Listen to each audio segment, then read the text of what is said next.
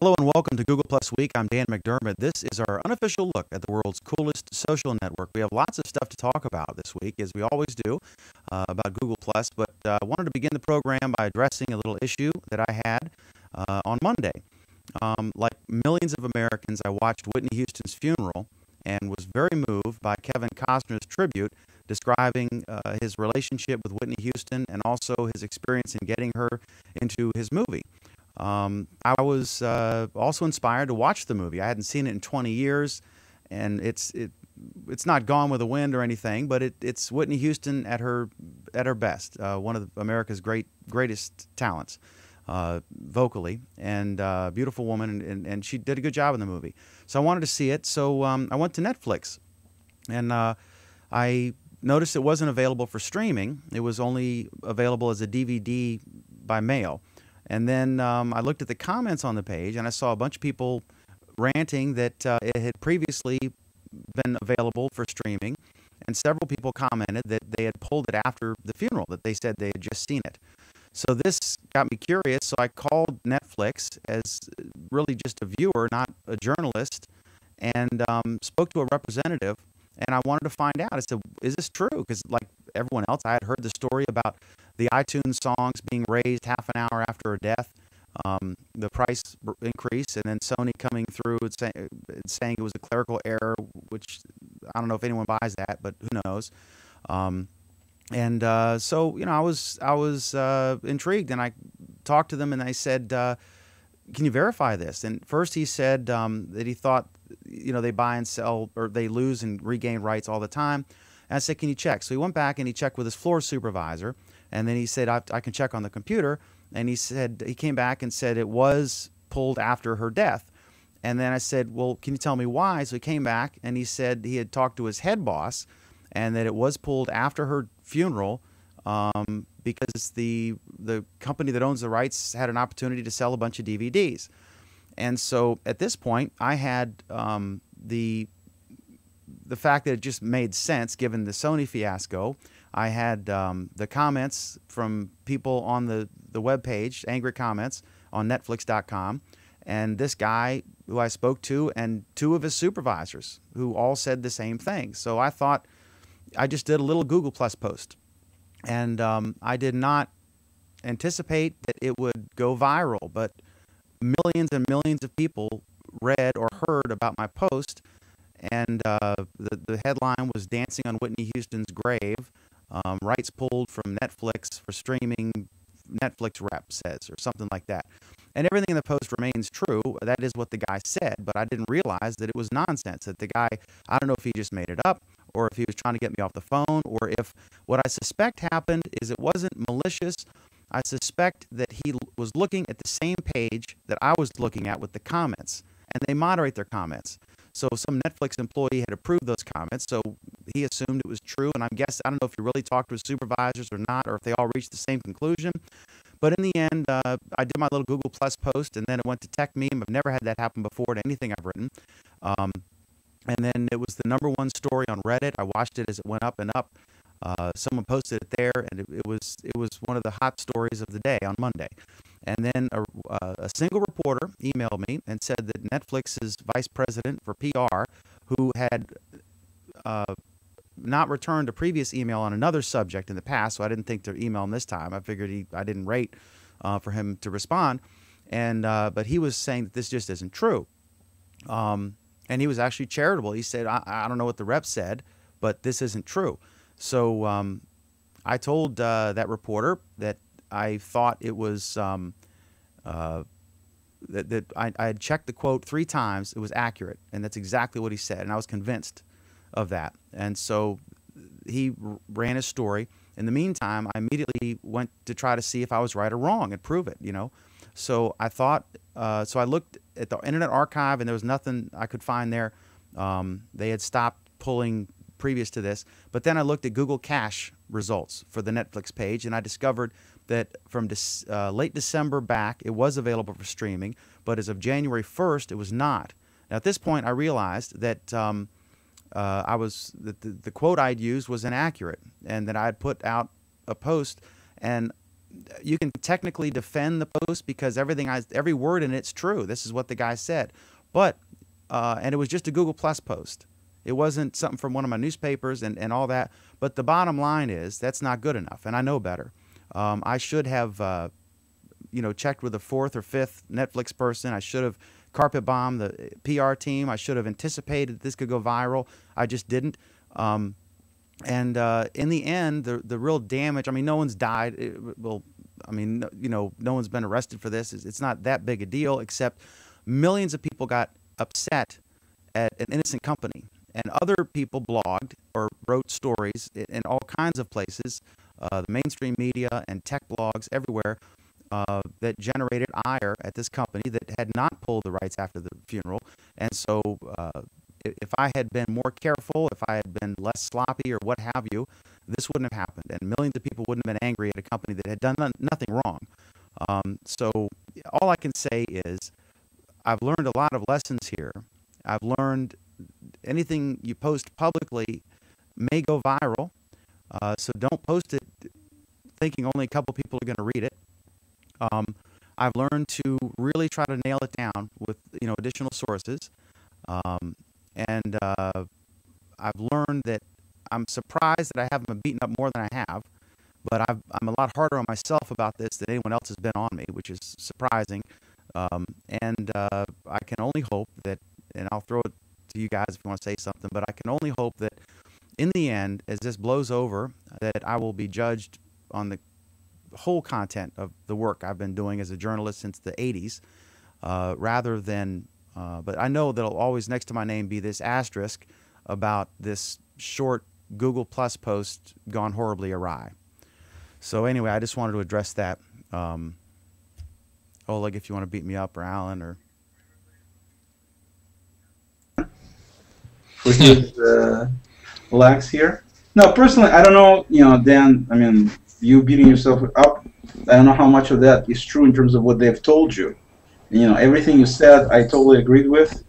Personally, and I, for a second, till this day, till this right now, I do not buy the concept that somebody who had the rights pulled the rights or whatever. Because right here, on my shiny new tablet, as you can see, right here on Amazon, you can rent it right now for free if you're an Amazon member. But definitely it was pulled at the end of December. I mean, I look back at the Google, and I posted in my... Then we have a conspiracy theory that people from this company knew that Whitney Houston was going to die a few months later. Just kidding.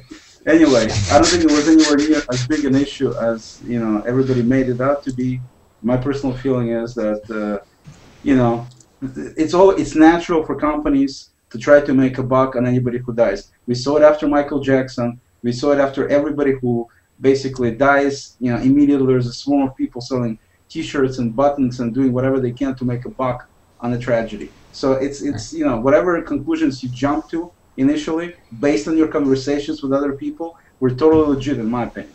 Totally legit. Yeah, I still don't believe it. What are they going to come out and say? Yeah, actually, we totally did that, and then deal with 10 times the heat. You lie. But lie. They really are innocent. Well, and they were innocent. I don't prove are they? 100%. I proved that the guy was either trying to get me off the phone, or what I think he did, he looked at the same page that I looked at with the comments, where people were saying, like, I saw it a week ago, or it was just available, I was about to watch it, and I just procrastinated. But really, if you look at the Google cache results, and I show them in my second post, if you want to look at the posts, I mean, you can just Google my name and you'll find hundreds of posts about it. Yeah. But if you go to my Google Plus page, you'll see the original post and then the follow-up. And in the follow-up, I linked to specific cache pages showing that as of January 1st, it said DVD only. And in December, it didn't. So clearly they're innocent. And I just felt terrible. I mean, for all I know, Whitney Houston's family was enraged about this and then discovered that it was based on a quote that was nonsense. So I guess I'd feel more terrible if it wasn't a record company. I think that people are very used to jumping on a very common villain. And hey, journalists and record companies. I mean, we got a whole series of tech journalists arguing with each other about their integrity and their investment and conflict of interest. And then record companies they're record companies. I mean, so great. You were right. That still doesn't change the fact that it's very plausible a record company could do something like this. So it's very easy to fall into the frenzy of, you know. I just felt Well, here's the what bugs thing. me, and I'll throw it to Alan, but what bugs me is I caused millions and millions of people to get angry at a company that had not done anything wrong. And that's Okay, now that they found out that you didn't do it maliciously or didn't do it intentionally and things changed, you clearly posted that was the case, and so they can calm down, get off their high horse if they're mad, and be not mad anymore. I mean, yeah, I find it interesting that Google Plus was picked up in a viral incident. You know that probably because of the Google search, the new search plus world.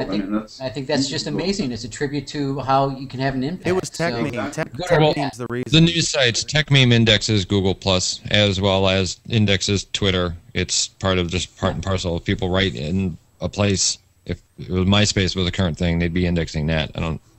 But the biggest problem I see, before Alan steps in, is I think your future career with CIA might be damaged. That's all. Thanks. No. I don't believe that for a second. If I could just survive, the Sunday shows, the journalism shows like Howie and CNN and the News Watch, if I can survive that without getting raked over the coals too bad, I'll be a happy camper. Dan, you'll be fine. There are journalists out there that are investors in companies. I mean, talk about a conflict of interest. You got nothing on. You could have not even apologized or corrected the record, and you'd be 10,000 times cleaner than half of the things that are considered the tech press anyway. True, I'm not a national. Let's hear Alan. Let's hear Alan. Go ahead. How many people forget tech, whatever? How many people get mentioned by name on PerezHilton.com? That was my favorite. What did he say? He said Perez, and I appreciate Perez, and I felt terrible. We had a here's the thing. MG Siegler about it because he had blogged about it. And go ahead, Alan. I'm sorry. In that article, it basically says you made a mistake and you fessed up to it. That's gold. I mean, that's showing that you are something incredibly rare, and that is an honest journalist. I actually proved myself wrong. I mean, others, it was speculated. I was the one who put out that I was indeed, that this quote I quoted was wrong. Yeah. But yeah, Perez Hilton there's many. I mean, there's CBS News, there's all these sites. But Perez is my favorite. Oh boy, this is one hell of a flub. And then he went on. But anyway, At least you didn't hack a phone, right? So what the heck? So, okay, are we good on this? Yeah, hey, I would just add, you were in the wrong place at the wrong time, and imagine anybody else could have fallen into that same situation and would have gone the same route that you went. But as Alan said, I mean, you immediately fixed it and proved it, and I think it's much ado about nothing right now. Here's the thing, Dan. You came out, you said, here's what I think happened, and here's my evidence to prove it. And when someone, and as someone kept challenging you, you said, okay, let me look for more evidence. And you disproved yourself. Do you realize just how rare that is today? Well, you can't get scientists to do that, even though that's the scientific method. You can't get journalists to do that. You certainly can't get politicians to do that. Yeah, but this isn't a gray area. You could prove it. But I mean, at that point, I was like, oh, God, I've got to prove myself right or wrong here. And then I thought, I wish I'd thought to check the cache ahead of time. It just didn't dawn on me. And it wasn't. I wasn't writing it for the Wall Street Journal or something. It was a Google Plus post. But still, I'm a journalist, and I know. But still, you're a journalist. You had 3 different sources for your information. Plus the anecdotal evidence that this made sense. Plus the comments on the page. I mean, I had a lot of evidence, but you had a lot of evidence. Okay, and even then, you kept looking for more proof. Yeah. Okay. That to me. We didn't invade Iran, so. That to me is pretty clearly says that you've got integrity and you're a good reporter. Well. And I really don't think anything more needs to be said about it. Okay. Here. I agree. All right. So we have other topics. I don't like being the biggest topic on Google Plus for the week at all. This is not. This is humbling at best. Oleg is back. Okay, so now we go to Oleg. Oleg wrote, I don't know who Oleg or Alan, from Screw Up to Hero. Oleg makes up for Dan's shortcomings with a nice Pinterest tip. And I want to thank Oleg because he sent me an invite to Pinterest, and it's cool. a great time waster, and I told him that I get hungry every time I look at it because it's these incredible. And I actually I saw a picture of this pizza, and I think it was a link to Martha Stewart's website. And I went to Target and bought a pizza stone, and have gained about 1.5 pounds because of it. But it was great, and I broke the pizza stone after the 3rd use. So I've got to figure out what I'm doing wrong. But anyway, tell us your tip about Pinterest, Mr. Oleg in Kirkland, Washington. So, interesting. I'm going to show a screen real quick here. I'll go to Google Plus too. And one of the things that I found that I'm missing on Google Plus, and they probably will add it at some point, but they haven't so far, is ability. I was actually writing my own deal to do it. And that's why I alluded to the show before last that I was writing it. Now I'm stopped it because I can do it through Pinterest. So I'm not going to develop it after all. Is a way to have favorites. One of the things that I like about Google Plus, I mean, I like practically everything about Google Plus. One of the things that I'm missing is being able to store favorite posts. You know, you can't mark things as, you know, star them or, you know, make them favorite or something. So you can just look at real favorites. I mean, you can do things with people, with circles, this and that, but you cannot do favorite posts. And so, you know, obviously you can try to mimic it using some sort of a storage thing somewhere else, but it wasn't anything basically as cool. I was going to write my own, but like I said, I'm not going to do it now because I think you can do it with Pinterest without doing your own. And so one of the things that I tried, if I go to Google Plus, as you can see on my screen, and if I try to, for example, take this particular post here just for the heck of it, and if I try to do a link to it, then it gives me the URL, as everybody knows how to do it, and I do a Control-C. But if I go to Pinterest, and if I try to add a pin, by doing add a pin, and if I post the URL here, it better not work. There we go.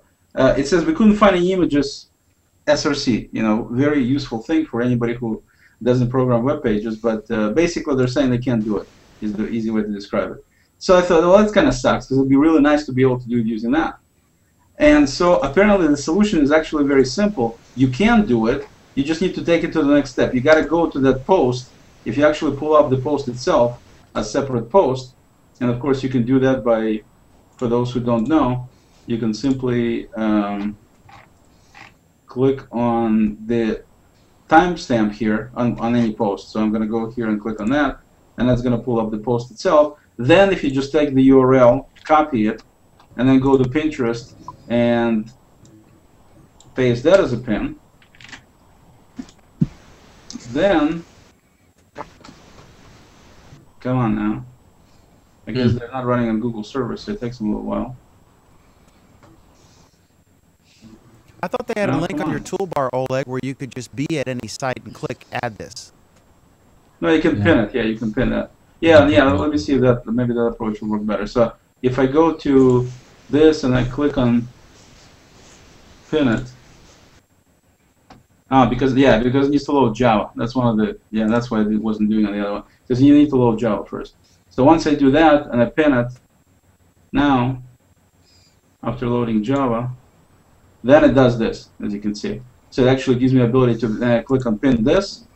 And then it says, where do you want to store it? So I have a thing called G+ favorites or G+ photos, or you can have whatever pin boards you want. So let's say I wanted to add it to G+ favorites. I click here. You can actually put a little description if you want. So Google Plus I'm not seeing that. example. And then once you do it, you just do a pin it, and you can also send it to Twitter. You're done.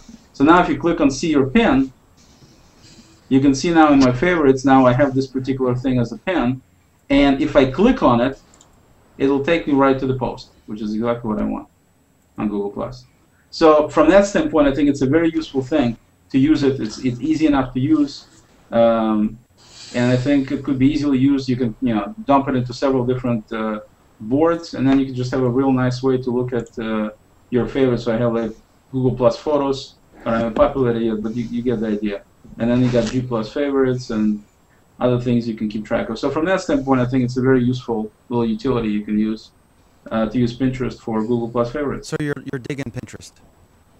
Huh. I like it for some things like this. where there's some visual things involved, and being able to drop them into different categories. In that case, they call them boards, but that's what I call it. It's very, I think, convenient, useful. You can also have, as you can see, they also have ability to give you the RSS feed for them. You can tweet about it. I mean, it's just nice that it's already built. You don't have to do a lot of, people can comment on it, people can follow you, all of that. But that, to me, that's not as important. As you can see, I have one follower. I'm not pursuing anybody by any stretch. Just to get some of these things organized in this manner, and I think something that Google Plus right now is missing out on. One of the things that I think would be great, where they could completely kill Pinterest, in my view, is if they just took the Google Plus and being able to arrange Google Plus posts like Pinterest does. Just like they do in Blogspot, where you can do your blogs using dynamic views, where you have the same blog essentially visible using a variety of different layouts. To me, it's nothing but a different layout here. I mean, it's not much different than that. And they have comments, Google Plus has comments. They have likes, Google Plus has plus ones. Essentially, it's the same thing. So if they could just set up ability to show Google Plus content using this approach, I think it would be a major blow to Pinterest myself. I think Google Plus would definitely be, since it's so popular, I'm hoping somebody over there will do it. Let me throw it to the room real But anyway, quick that's my little... And ask, for those of you who are using it, I've been reading stories, I guess they put out some stats about Twitter, that the vast majority of people don't post too much on Twitter, they just read. And I find myself, I've gone to Pinterest a few times, I've spent several hours on it, it's interesting, but I don't think I've pinned anything. I tried once and it didn't work. But are any of you using Pinterest other than Oleg? And if so, are you pinning things? Are you more of a contributor, or are you more of just reading all these things or checking them out? I pin a lot of stuff. I have nearly 2,000 pins that I've put up in about a week so far. Wow. And how are you using them then? Like I categorize them. Like I have different boards, and for each board, like a lot of them are like photo related. Like I have black and white photos, landscapes, people. I also like share a bit of my work on there too, because I've seen some other photographers doing that. But I mainly use it to just keep track of some favorite photos I found, not only on Google Plus but on Flickr or 500px or any other site like that. Mm-hmm. And can you make them private as well as public? Is everything public? I'm not. Yes, I'm and not certain. You can make it collaborative. You can actually create a group pin board. Like I'm looking at Billy's boards, and there's like 3, maybe 4 boards I would follow. And this is actually a pretty crucial feature that most social sites lack. Billy can go ahead and do whatever he does online. But I only want to subscribe to part of Billy. I'm not interested in his flower board. Old homes is interesting.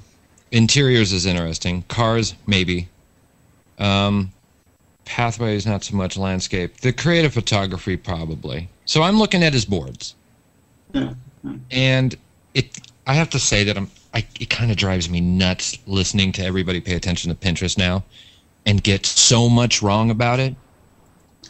Been on there for a year. It's really easy. I don't understand how anyone can't get it. And I'm so tired of the marveling over the gender. Yes, it's 60% women. And Gentleman is trying the man play, which to me is an insult. If you want to create a Pinterest for cars, that makes sense. Stop breaking things down by gender. It's insulting to both guys and the ladies. I forgot who wrote an article. It was like, the guy's guide to Pinterest. Well, let me put my wrenches and drums down for 5 minutes because I can't figure out how an image curation social site works. So I'm a little bitchy about it. I'm sorry. Well, and I don't know about, the gender thing on this site or whatever, but the reality is that more women use the internet than men, and I don't know what the percentage on a general scale is, but so that more women use any specific site isn't shocking, at least not to me. No, right, because what happens is the tech people showed up, and that's overwhelmingly men. Anthony, so what?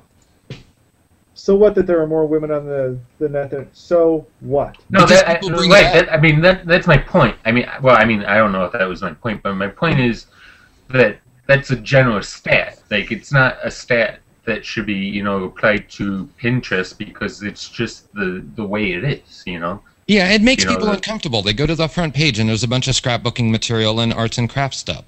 And the geek crowd freaks out about this. I mean, the number one sources of pins are Etsy, Flickr, Google, not Google Plus. Google Plus is not a thing. Google as an engine that has images in it. In fact, it's kind of annoying trying to pin stuff from Google Plus and Facebook because of the weird ways they do their images. But people find things that people have made, and it's basically you have a corkboard on the wall, you cut crap out of a magazine, and you pin it up there so you can visually, at a glance, see it. So my comment is, who the hell's got the margin for yet another thing? I mean, I installed it. I got an invite. I went on it. I used it for about a week. I got tired of all these notifications popping up on my phone. More people following me on yet another service, and I looked at some of their Pinterest boards and everything, and I thought, screw this, I uninstalled it. I just don't have the margin for another social media thing. All it is bookmarking, and I think Pinterest stands out. All it may be is bookmarking, but it's yet another bookmarking thing. But Bruce, everyone said that when Google Plus started up too. And people will do it for the next thing. And that's fine. And what I'm saying, you have to decide. I mean, Google Plus is great. I do Facebook. I do Twitter. I think that's about it for me. And, how much margin does the average person have to follow yet another third or fourth or fifth thing, Just I have more make margin sense on a site that puts social second, not first. The productivity for most of these sites gets hampered when social is the first order of business, not the second. Digo, bookmarking tool. What delicious could have been. It's about bookmarking. Wait, this is very social. All I did, I signed up a thing, and all of a sudden, everybody who knows me starts following me. That's a gimmick because they tie it into Facebook and Twitter. Right. Well, that's social. But ultimately, I'm curating stuff that I want and I need. Yeah, but do I want and need what you're curating? I mean, do I have the time? And that's exactly the point. I totally agree with Eric. I'm going to use it to store my own stuff. I don't care about following anybody. I don't care about anybody following me. I just can store my own stuff and then easily be able to get to it. And the kind of layout makes it quick and easy to do it. So that's the only reason I would use it. I'm not reshare to myself. I got a question for you, Oleg. Don't you think that Google Plus or Google will be doing something very similar I hope so. in the next 3 to 6 months, and that will just, It'll be the end of these guys. Yeah. Real quick, Pinterest is made by Googlers. Pinterest is made by Googlers. They're ex-Googlers. Google has possibly had an interest in buying Pinterest. Pinterest is like, no way. Back off. Google could probably do this. First of all, this would be an awful acquisition for Google because Google can't acquire content and keep it around. Let's think of Jaiku, right? But they could do this with image search, and they probably will. So I can because they're already doing it on Google+. They're already doing Pinterest on Google+. What's the difference between, posting pictures in Picasa, right? Okay. There isn't. You're right. And posting, layout layout in Picasa that is a different format. It's going to be the same thing. It's going to be simple for them to do it if they so desire. And image search. If image search was about curation, which is going to be the new thing for 2012, right? Everyone's going to be doing this. You're going to see more and more micro curation board type things. Yeah. I think Quora even threw a pinboard style interface. You're going to see this replicated dozens of times. Yeah. If the Google image search, which is something that I actually use quite a bit, I found that search plus your world is somewhat useful in search, but it's miserable in image search because searching for something, I don't need to see all the stuff I've already seen. I need to see new stuff. If I could actually find things and then clip it, it's like Evernote or any of the clipping services. I'm just clipping things to a coherent place, and that just happens to be public, and that might be useful to other people. Billy has an old homes board. It's photography. Is this your photography or just photography you found and you've put in this board? It's it's all of homes that other people have taken pictures of. But it's mainly from Australia, the United States, and Canada. Okay. I would probably subscribe to this because I live in a very traditionally designed home. It's not old. It's just, it's a Cape Cod, right? And so I'm always looking for inspiration and ideas for Cape Cod style architecture. And sometimes you can get that from seeing just, here's one content type. And hey, if Billy's got a good eye for this kind of thing, I can go, oh, okay, I'm going to see what he does. In fact, let me follow it before I forget. Okay, Harold, and then let's proceed here. Yeah, I've been playing with it, and it seems to me it's just so much harder to use for what it does than Evernote. I use Evernote for almost everything. In Evernote, all I have to do is just copy and paste, and I can click on my button, and everything I do, all my research and for my post and all my research for my Navajo sites and stuff like that, all I do is make one little click, and it goes over to Evernote, and it does Evernote searches for stuff. It's such a much better use than I can see for this, unless I'm not getting the point of this at all. No, it's because it's Russian engineering. Evernote was written by Russians. That's why. Well, it's interesting because Google Plus is like probably 60% male, and a lot of folks can't figure it out. And then no, I think the deal is, Harold, the deal. A lot of us can't figure Pinterest out. Well, there's nothing, like Eric said, there's nothing to figure out. You're making it more complicated than it is. It's just a bookmarking site that has a layout dealing with pictures. That's it. Figure it out. Nothing more. Not the technically thing, but to figure out, as Bruce said, is there a return on investment for this? Okay, so this is the deal. So we talked a little bit about what you can use it for. Like I said, for example, to store your Google Plus favorites. So you have your favorite post being in a single place. Okay, so to me, it's a valid use for something like that. Right, or you want to curate whatever else you want to curate for your own stuff. But where they totally fall apart, in my view, is when you look now. You're looking at my screen there. You see that? This is a search for men's shoes. Okay? You see this man and woman here at the bottom? You see this woman over here? I mean, it's definitely not men's shoes. You see over here this picture? It's not men's shoes. So where Pinterest, I think, falls totally in its face is it's no good in many cases for search purposes. But that's a user's fault if they put it the wrong way. It's like hashtags are a horrible categorization. Possibly. But I'm just saying it makes it useless for actually doing searching and quote-unquote following somebody because of something. So I'm like you said, Eric, I'm with you. Yeah. I'm going to use it for certain things, like I can put my own stuff in there, and I don't care about anybody following me or anything like that, or commenting. I'm totally with Bruce. I don't have time. The categories work. You hit up gardening. It's pretty clear what's in the gardening category, and you look at it and you're like, plants. Well, one of the things that's so easy on a Google. For instance, when you're saying you use it for Google Plus, I just grab a Google Plus post and I hit copy and go over to the other one and just paste it right there, and it goes right in. It puts the URL in over in Evernote. It puts the URL in everything. Absolutely. Right, and that's great for like Evernote line is a phenomenal tool, but it doesn't have the same visual where you can jump in and quickly see a lot, like in browse mode. I will concede that point about the visual thing. If you've never put up a bunch of clippings and paint swatches, even if it's cars, even if you're like, you know what, I want to buy a truck. We're all guys here, right? There's no women represented. Notable fact. But I'm going to go through all these magazines, Car and Driver, Motor Trend, and I'm just going to start clipping pictures of Jeeps. I'm a Jeep guy, right? Oh, and I like those tires and that ad in the back. I'm going to cut that out. I'm just going to pin these to the wall, and I'm going to lean back, and I'm going to look at my wall and go, yeah, I like that. That looks good. Or if you're painting a house, or if you're decorating a baby's room, you're going to cut out all this stuff and pin it to the board. That's all it is. Right, exactly. That would look pretty boring in a spreadsheet. Be like, awesome baby room number 1, awesome baby room number 2. Awesome baby room. You got to click it and go back. Yeah, so this is all visual. Okay, did you see the post that just came up? Flickr disables Pinterest pins on all copyrighted images. Just posted right now, 8:49 p.m. Yeah. Who's going to be next? Is Google image search? Well, here's the question, thing, Eric. They've got this guy. He's on bail. The mega upload guy. We've talked about this before, and I really want to move on because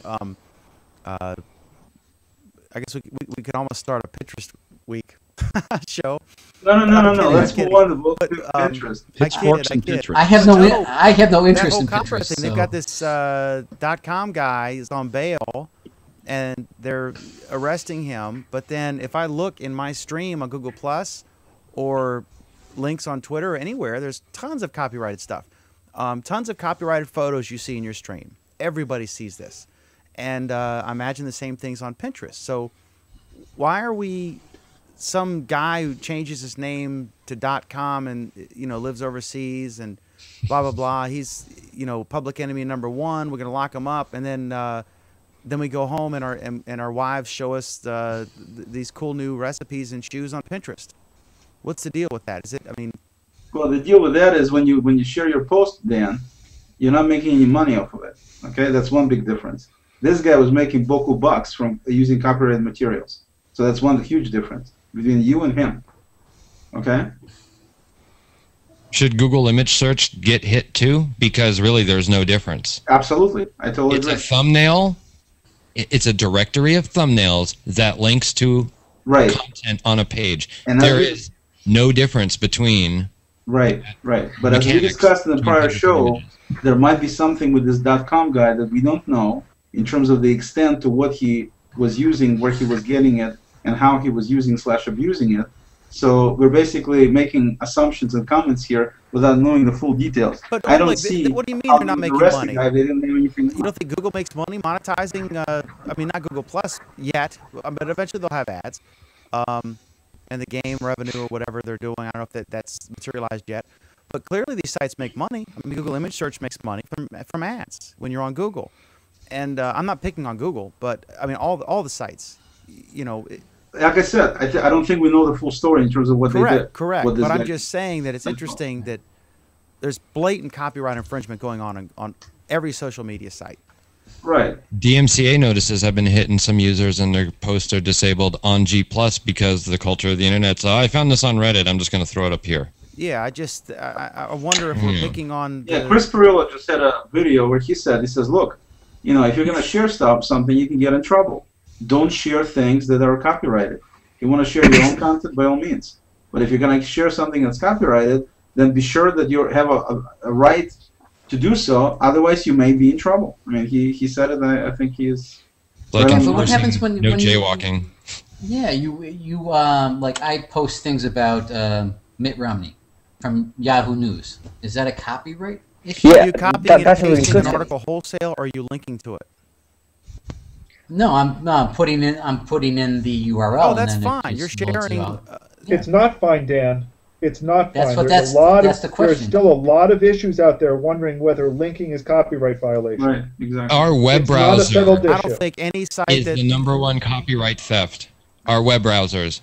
It makes a copy of everything that we see on the web. Of course it does. True. Of course it does. That's interesting. Yeah. I'm being kind of overly. I'm telling you, I thought from the moment I first saw the mega upload thing, I don't care about all these damning emails and everything. I think that if they can get a good attorney, and I guess he does, then I don't see at all that this is any kind of open and shut case against this guy. Because I think if you really... Well, let's see what happens. We'll see what happens. That's what you thought about Netflix. Huh? If linking is a copyright thing, I'm sorry. If linking is a copyright issue, then it's just a Pandora's box waiting to open. But seriously, look at the pictures. Look how many copyrighted pictures you've seen. Everything. Right, but if you're actually not making it, I'm sure that somewhere out there someone's uploaded some of Billy Wilson's work, and I really don't see. If you look at the number of, I've seen a whole lot more copyrighted images that people have actually uploaded to Google Plus and posted than I've ever seen a mega upload link. And yet one guy, this guy with the crazy history and the weird name, overseas, will lock him up, and then, I don't know. I just see a double standard. I'm not condoning. Let's wait and see what happens in the trial. Okay, let's not speculate before. Mega upload is an entirely different ball game. You actually have a physical copy of the content on the website, right? But if you're just linking it, correct. But like, how many, Sarika, in your stream, how many copyrighted images do you see people have actually uploaded? Animated GIFs or what have you? Tons. Well, a lot of times you how do you know it's uploaded? If someone's got it as an actual post, if they upload a picture and you click on it, it blows up into their. So there is a big difference between uploading. How would you know it's copyrighted? No, that's a different question. How do you know whether it's uploaded? See, if you upload it in Google Plus, actually it goes to Picasa, right? I mean, your albums. That is different. You're actually making a copy of it into your own album. But if you're just linking... Well, but here's the thing. The moment you're viewing that, your browser is making a copy of that in your browser's cache. Absolutely. So now you're violating copyright. Period. End of line. See, that is going to completely break the way internet as we see it right now. Well, that's why everybody was looking at SOPA. Of course. Well, that's, We're not talking logic. I mean, that's a stretch. We're not talking logic. We're talking law. It's a stretch, but things like SOPA are also a stretch, and people are trying like hell to get that thing rammed through. If Flickr's doing this, then Google's going to do it. So then the demo that Oleg did is going to completely break, and everyone's building a walled garden. But Flickr's doing it for a different reason. They're trying to slow the surge of Pinterest, right? I mean, they're not doing it for any other reason. Oh, it's a good photographer kiss up, really. I mean, it is. Yeah, no, they're slowing. Yeah, exactly. I mean, it's fine. It's they're doing it for the same reason why Google keeps trying to block people downloading images from Google Plus, either with the toggle box or disabling the right mouse click over an image. They're doing it because photographers are trying to keep a vested interest in their own photographs. Why do they post so many pictures on Yeah, no. Usually when a photographer is putting up, they'll put a watermark on there if they don't want it digitally copied, right? Yeah, but it's easy to get rid of the watermark. All right, speaking of photos, Alan, what was the story you shared about this game? There was a post today about this game. I think we have a...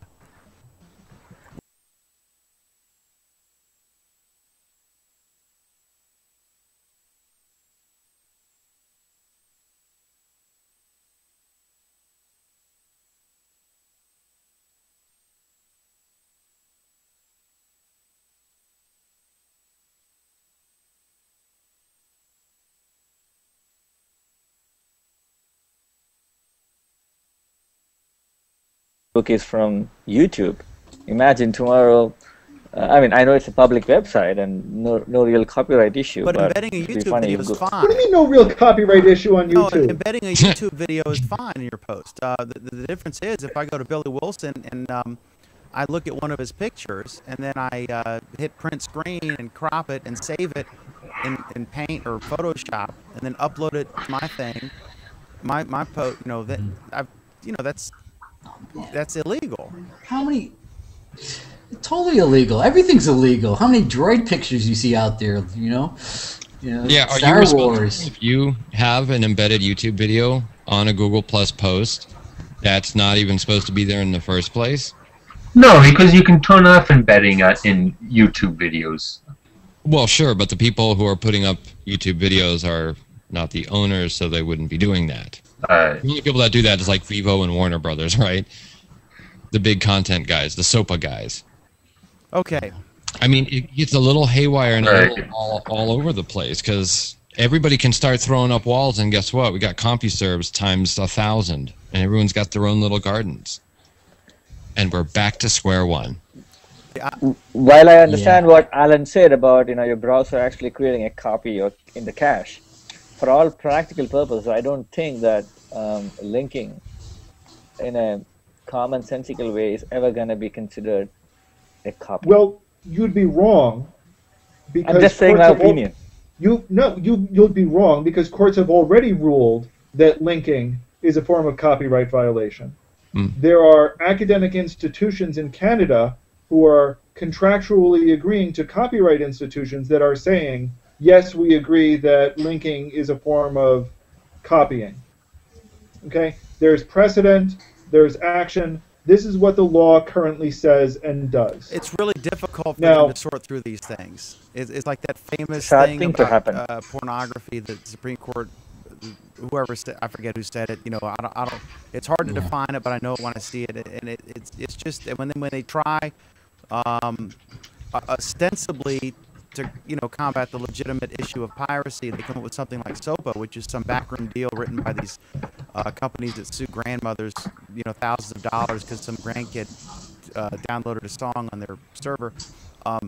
Then you get these train wreck bills. But yeah, it's interesting. It's hard to define and to try to sort through it. I don't know. I don't envy them because there are legitimate piracy issues. Nobody wants your copyright, your personal stuff stolen. But then how do you deal with it? And so I guess it's an evolving issue. Okay, I'm not sure what the heck this is about, Priz. Cadbury, Coca-Cola. What's this? Okay, go ahead. This was pretty funny. On Tuesday, Cadbury UK, which has been doing a lot with their page, kind of tossed out randomly and said, "Hey, let's try to do something fun, and let's see how many people share this post, and the person who gets it shared the furthest wins, is the winner." And there were a ton of shares of it. I don't even remember. Let's see, 265 shares of the post. And eventually someone pointed out that, hey, running contests like this on Google Plus is against the terms of service, so Cadbury is in big trouble. But they probably wouldn't be in big trouble because they sent chocolate to Vic. So they kind of backed out a little bit later and said, whoa, hey, we were just having fun. There's no contest here, and we can't send anything to the winners, even though we'd really like to, and we'll figure out something to do. So they kind of backpedaled on that after some bad press, but after... And then Angry Mob Forum arrived. I remember that guy, remember the guy, who was it, Alan? He had an extra iPad or something, and he was going to give it away, and he said... Oh, I've seen that scam so many times since then now, it's not even Yeah, funny. but he got thousands and thousands of followers from that, for $300, $600 iPad. Well, the second part of this story, though, let me finish the second part of the story first. 2 days later, Coca-Cola's page says practically the same thing. They post, we're trying to get exactly 1,886 shares and 125 comments on this post.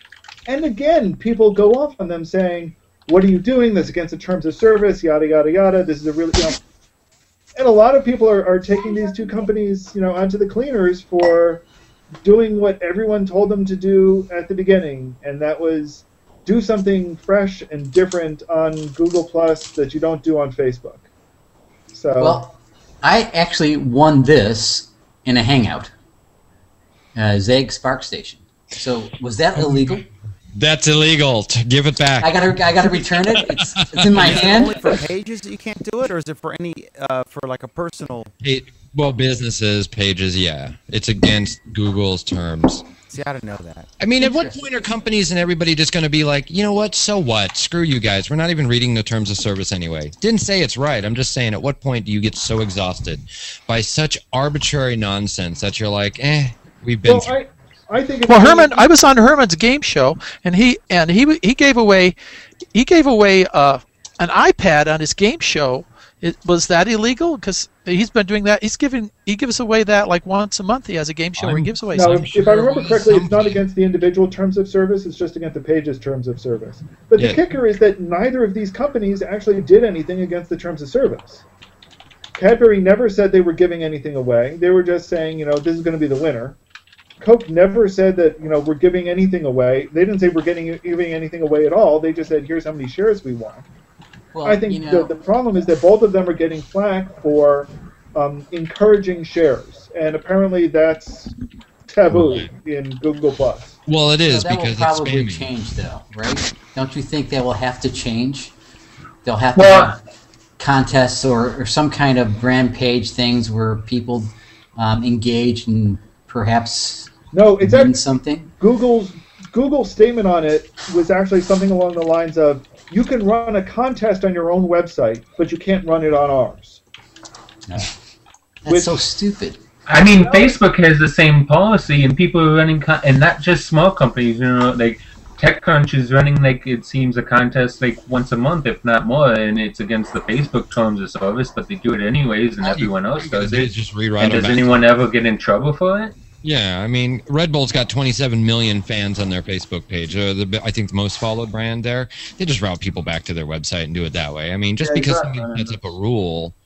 It's very easy to bypass. But the backlash, though, isn't going to have an effect. You want to know why? Because Cadbury, who was acquired by Kraft remember the whole, oh my God, you're getting Kraft, the cheese in a can people, to touch a sacred chocolate? No way. And sacred. They came through that. To the Brits, it is. Hershey manages. First of all, why is Cadbury doing this anyway? Because Cadbury UK is managed by Kraft for the UK market. Cadbury America is run by Hershey. Mm-hmm. So even conceptually at the business level, it doesn't even make sense. But really, if they could survive cheese in a can ownership from the big evil American Kraft to something sacred to England, I'm pretty sure a couple of people whining on a social network are not going to phase them at all. It certainly wasn't as big an issue as when that guy bought Harrods. That was a whole thing. Right. Okay, so this kind of merges into our next topic: the comparing for businesses, comparing Facebook and Google Plus. There were a couple stories that we linked to in the description for the video, and if you're watching on YouTube or wherever, you'll see it in the bottom. But one article from GameStop to JCPenney, they're shutting retail stores, and they just sort of opened an actual store on Facebook where you could purchase things, and it sucked performance-wise, and so they stopped it. And then quietly closed them. And then there's this other article here I see, that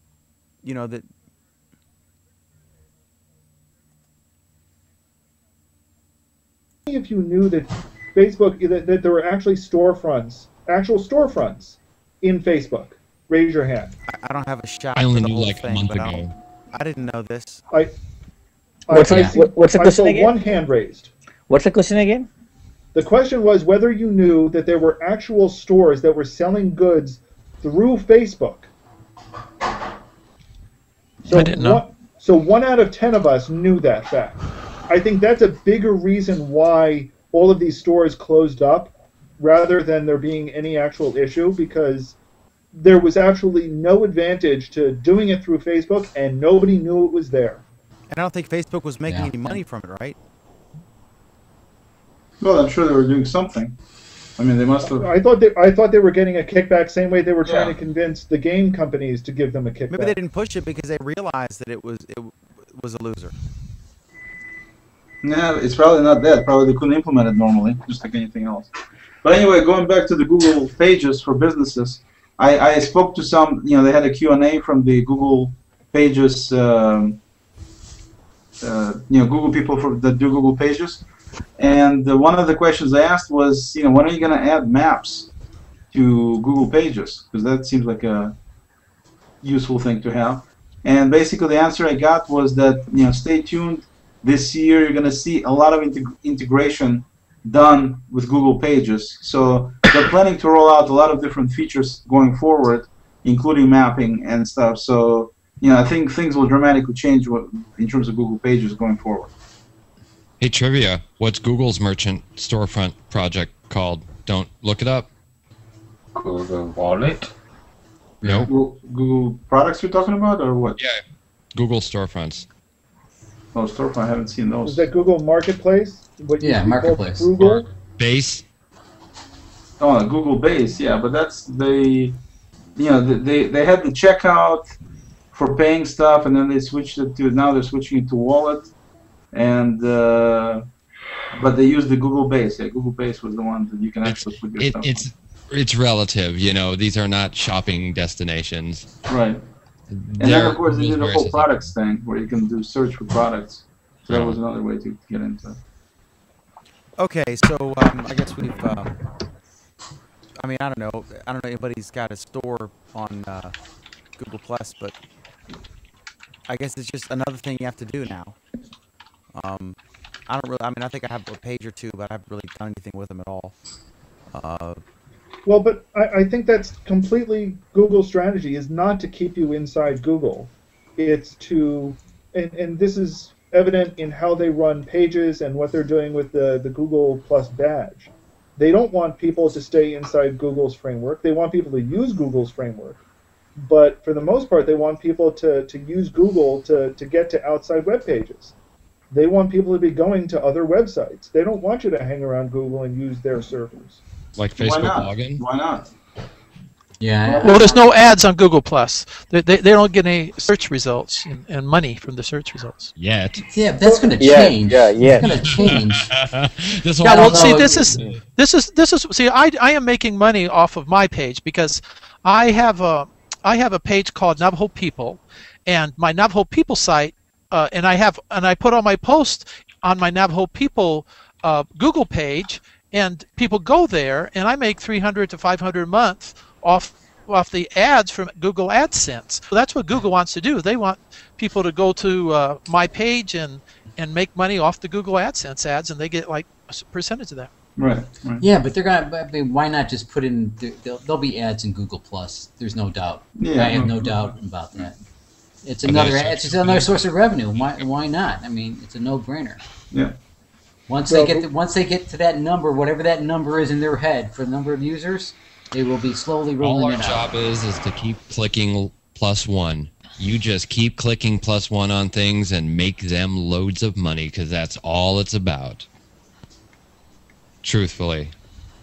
Sure. You are giving them a measure of everything. Right. Yeah. Plus it. How does Well, click- I don't how does- understand why you hit the +1s on the post. It doesn't do anything. Same I mean, question. except for telling you like the post, it doesn't If go you like anywhere. Where if you hit a +1 on a website, it goes in your directory. Well, that's just bad design, but yeah, it's How liking does- things. It's there's a How does culture clicking around on +1 or any other non-content from like nothing from a link, how does it actually help Google monetize it? I don't Well, know. they're tracking it. They're tracking Yeah. everything and every post. They're I seeing mean, who likes what where. This is the same thing would be for Amazon. If Amazon was to open real stores, we talked about a little bit about that, they would be in a phenomenal position to actually know what to stock where in which parts of the country and so on because of their history of what people bought. With Google, it's the same thing except it's amplified. Yeah, and that's what. And you're gonna get the ads that are targeted for you based on your likes. Correct. What's funny is And I at think some point, Amazon Eric, if they into fix it. it and they actually, I don't know if I want to say the word fix, but if they change it, because on a website when you +1 something, it's kind of an endorsement, but sometimes or usually on Google Plus, it's basically like if you'll share a post and you'll mention me or share it with me directly because you think I'm interested in it or if it's relevant to me, I'll just +1 if it's like I don't have time to respond to you, or it's not really something I need to respond to, but I just want to acknowledge I've seen it, right? So I'll +1 you it. just want info. It's like, oh, okay, cool, bam. And so if they, it's kind of really it's the same name +1, but it's an entirely different purpose. I'll often hit it just to acknowledge a post, just to say, okay, I've been here. Right, read but it. there's all kinds of things. There's all kinds of things we use +1 What if for. all of a sudden they unleash it so Yes. everything you've ever +1 on Google Plus is listed in your list of things Oleg likes? You know what I mean? That could be interesting. No, but seriously, if you just because somebody is +1 something doesn't mean Google is going to look at it as holy grail. I mean, I think what Eric is saying, there's plenty of +1 going on that is relevant. They don't need to look at everything. They can just look at certain things that of interest to them that make sense to them to look at. I guess That's it's all. like some of these journalists you'll see in their Twitter profile, very prominently, it'll say, a retweet is not an endorsement for me. They'll try to make that clear. Just because they retweet something, it just, it could be newsworthy and they wanted to Right. get it out there or controversial, whatever. It's not necessarily I'm endorsing this. The +1 is still kind of vague. So There's no way to just note things. It's got to be a positive reinforcement. We're not allowed to be negative because that's against the rules, right? Nobody does dislike or -1. You have to have a plugin for that. And there's no way just to note it. Sometimes I'll just +1 something because I want the updates on the comments. Right. So I have to +1, man kills whole family in fiery crash inferno, and I'm like, yeah, so that's not +1 necessarily an endorsement. Yeah, can anybody figure out just a slightly slicker way to handle a notation of I'm noting this? Like Path does. I think Pinterest. Yeah. Not again. Pin all the I'm stories. teasing you. Okay, Alan, did you put the Google Voice integration thing in? You guys want to? I did. Oleg. I did. All right, Alan, Oleg, Eric, whoever else, Rick, y'all duke this one out. Tell us what this is about, Oleg, and It's pretty simple. It's just like the added integration of circles into Gmail a while back, where you can actually look at your email based on circles. this one is a little bit better because you can, on Google Voice, you can now set up your voicemail and response that people get based on circles. So, for example, you record a message for your family, and then anybody from your family circle that calls would get that particular voicemail when they call your Google Voice number. So you can segregate, instead of segregating people by groups like you used to do before, and still can now using contact groups, you can now do it using Google Circles. It's the same thing. It's the same damn thing. Well, it's not the same damn thing because my groups are completely different than what my circles are. You don't think that they're going to grandfather it in and just be like, well, your groups are circles now. Have a nice day. They could, but they didn't do it. They still have circles, and they still have. I mean, you can still set up voicemails for groups and voicemail for circles, which I think is good. If I got a circle of coworkers and I got a group called coworkers, what? I mean, you could, Eric, but there's also no logical difference between the two, is what Eric is saying. There's no logical difference. There's no technical difference. Right now, the only thing is there's a semantic difference. No, but they're actually showing us two different things now. But also, they're not two different things. I'm sorry? They're not two different things. I can't see circles as anything else, but I mean, what is a circle? It is a group of people. It's got a cute name, whatever, but it is a group of people: family, friends, coworker. This is not a big deal. I mean, I think really circles or groups, that's fine. The big deal in this particular case is that we now have crossover between voice and plus, and that's the first time that we've seen this kind of integration in this way. I will only disagree for one phone commercial that was pumping circles as how you organize it. They did not say Google. This was during the Super Bowl. I think it was a Galaxy phone. It was a Google phone. And they said, you can organize all your friends in circles. Very address booky. They were not referring to Google, but their interface is a circular one for organizing people. So it does make plenty sense that Google wants to have people in circles, the new groups, right? But the one thing that I don't think they realize is in the social sphere, people I gained like 1,000, 2,000 followers since last week for no reason at all. It's because a circle share is reshared, and it's reshared. One-click bulk adding has made this place worse than MySpace when it comes to adding people. Just add. Just click buttons and add 5,000 people. We might be smart people and go, that's not how we do it. Yeah, but the portability, the portability is a big deal. That differentiates it, doesn't it? I mean, the fact that you can post a circle of obviously photographers, like Billy, and you can post a circle of people who are interested in knitting or amateur radio or whatever. It's a great way to find. That's been a useful feature. Not really. So I have 3,000 photographers in a circle in my phone app. No, but hold on a second. Are you trying to tell me that in your Google, in your Gmail contacts, you have all these photographers for some reason? No, well, you do now. You do now because they're... No, but my question is not that. Do you want to have them in there as photographers in terms of dealing with voicemail? No. Apparently, Google seems to think we do. Well, I don't. That's the point I'm trying to drive to, that the groups and circles is two different things, and they're showing us two different things because but you have circles. But circles are people you follow, and the groups are people who you have in your contact book from your perspective of who you want to be able to call. No. Here's the thing. Circles are used in two different ways. No. Circles are used both in terms of categories of people that you want to follow, and they're used in terms of categories of people you want to send to. In the same way, we're now extending that we're now also saying that circles will be used for here's how we want to here's how we want to follow them through our cell phone, and here's how we want to send to them through our cell phone. They're extending the concept, and it might be a logical way to extend the concept, but all they're doing is extending the concept, and it's a group.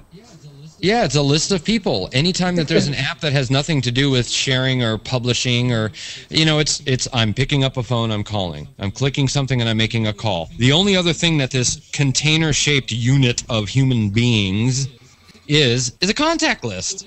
So it's not even just human beings. I mean, we've got pages there, too. Yeah, right. There's pages. I have an animatronic monkey head page. So you can now use Google Voice and call all the animatronic monkey heads that you have in your animatronic robotic monkey head circle.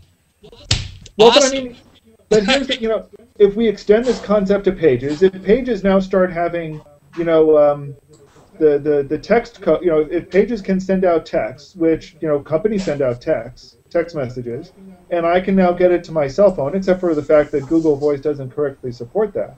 But, beyond trivial details like that, the concept extends perfectly well. Hey, I like Google Voice. Sorry. It's just the question being debated is whether it makes sense to keep groups as you had before, and also have circles, or just get rid of groups and just stick to only circles. Groups will disappear. Yeah, groups will disappear because it just makes sense for them to do that. I mean, they changed one of the oldest methods of doing a forced search on an object. In fact, I didn't even notice it. They did it in Chrome, too. So normally when you search for something in a search engine, if you want a term to be there, you put a plus in front of it. This is kind of common behavior. Whoa. It's only common behavior because Google introduced it way back in the first version of Google. Sure, and everybody did it. So adding plus as an operator to include that, it just became de facto standard. Cool, okay, whatever. Now that's gone. Now you have to put quotes around a single word, which is like kind of lame. The quotes were always there. If you're using Chrome, look at the top of the tab where you add a new one. The plus is gone. So they've now used this operator. So once they stick to it, they're going to be as religious with the circle thing as Apple is with .Mac, because .Mac was like Steve Jobs' baby project. I mean, that was holy at Apple for Steve. It's the same thing. I think the circle thing is going to be so non-negotiable that everything must yield to the circle and the plus. Eric, let me ask you this. Even Do if you think, I know the circles were key when they first started this. That was the whole thing. They went on and said, like, it's just like in real life. You have your immediate family, your spouse or girlfriend, boyfriend, and then you have your colleagues at work, and then you have people from Circles the of coffee friends. shop, and then just random people you vaguely remember, and you put them in different circles, and you can share, based on this criteria. And then they came up with the ability to share a circle. Do you think they stumbled upon that? A lot of the successes of Google Plus, some of them are genius. It was a great idea. Some of them are just social networking 4.0, as we've progressed from Friendster to MySpace to Facebook. And they've stolen each other's ideas. Some of them are differentiation. Say again? Some of them are just differentiation from Facebook. A lot of that, but a lot of it, I think, is just they were lucky in some of these things because there's a lot of it was innovation, a lot of it was just luck. And it kind of evolved, obviously, I mean, everybody. You can say that about everybody. Then it drives me nuts that I can't see the circles I'm in, much like the list on Twitter. At least with the list on Twitter, I can understand my relevance to those that follow me. All the list I'm in on Twitter makes sense to me. I'm like, oh, okay, yeah, cool. I get it. I see how the world sees me. I have no idea what list or what circle I'm in on, Google. And then being able to one-click add, like I keep getting added to an engager circle, and I'm flattered. But on the other hand, really, because now people just one-click add 100 people in bulk.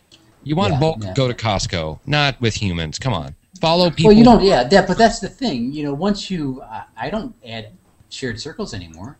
But lots and lots of people do. And Google remember, it's encourages not it. You do. It's what the whole network as a whole does. But it can be useful. I mean, there are niche groups, like support groups or interest groups or whatever.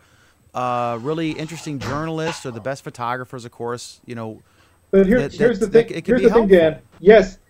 Yeah, it can be vaguely helpful, but it doesn't mean there aren't better ways to have done it. And Google didn't choose those ways. And then your stream just gets so chaotic. It gets so many reshares of the same thing, and you just got to scale it down. The biggest problem is that it's not a dynamic circle.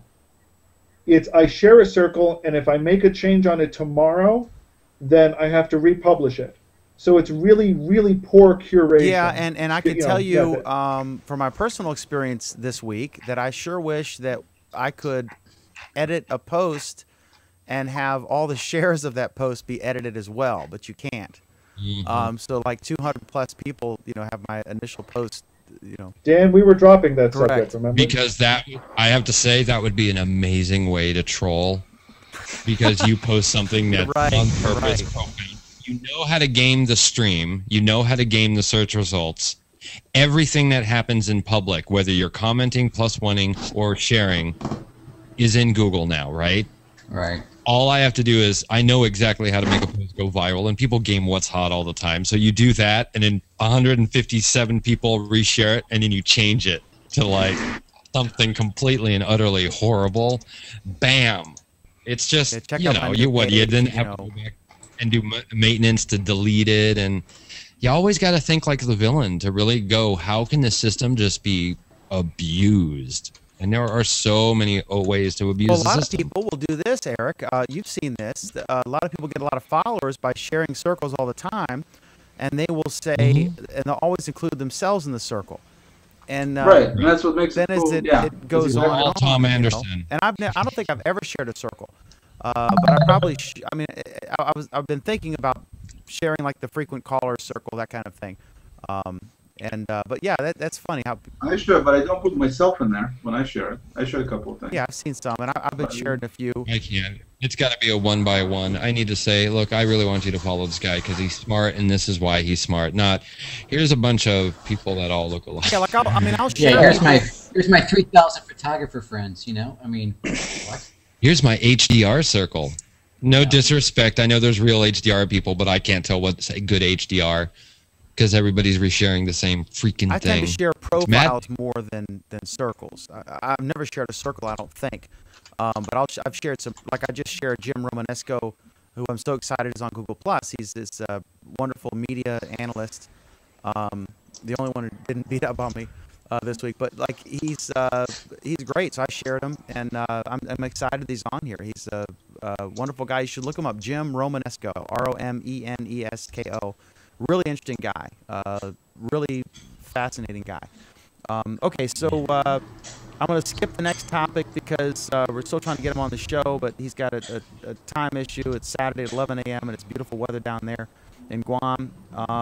Oleg, I know you have a new toy. We're all going to drool on our keyboards. We need Sarah Hill told us about the keyboard covers they use at the TV station.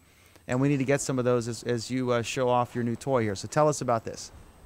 Well, this is just. I mean, it's hard to see anything, but it's you can see the size of it. You have to tell them what it is. It's a Transformer Prime. Okay. The best tablet on the market right now, in terms of specs and in terms of. Now, for anyone who doesn't know, this is the latest in the series of the tablet that is a laptop, and you separate the two pieces, and you have a tablet. Right.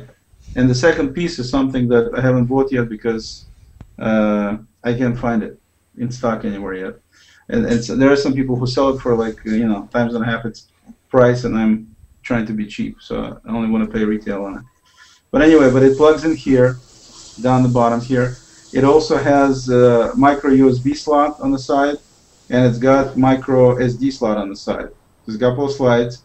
Doesn't really have any other extensions here, except for, you can plug it into charger, to the wall, and to computer using USB. And it's got a gorgeous display, absolutely stunning. I can't show you because it doesn't really show the display here, but as you can see, I'm running, one thing you probably could tell, let me see if I can get focused, you can see that I'm running Chrome. And of course, as everybody knows, you cannot run Chrome on tablets or anything else, unless on phones, unless you've got ICS, which is what this thing is running. And notice the new version in Chrome, when you click on the button, like you clicked on the notifications, it came up with a much bigger kind of zoomed in version, so it's easier for me to click on, which is kind of cool. And they have, Chrome works flawlessly. I haven't had any problems with it. The display looks beautiful. The thing flies. I mean, speed-wise, it's just killer. It's a dual-core processor, right?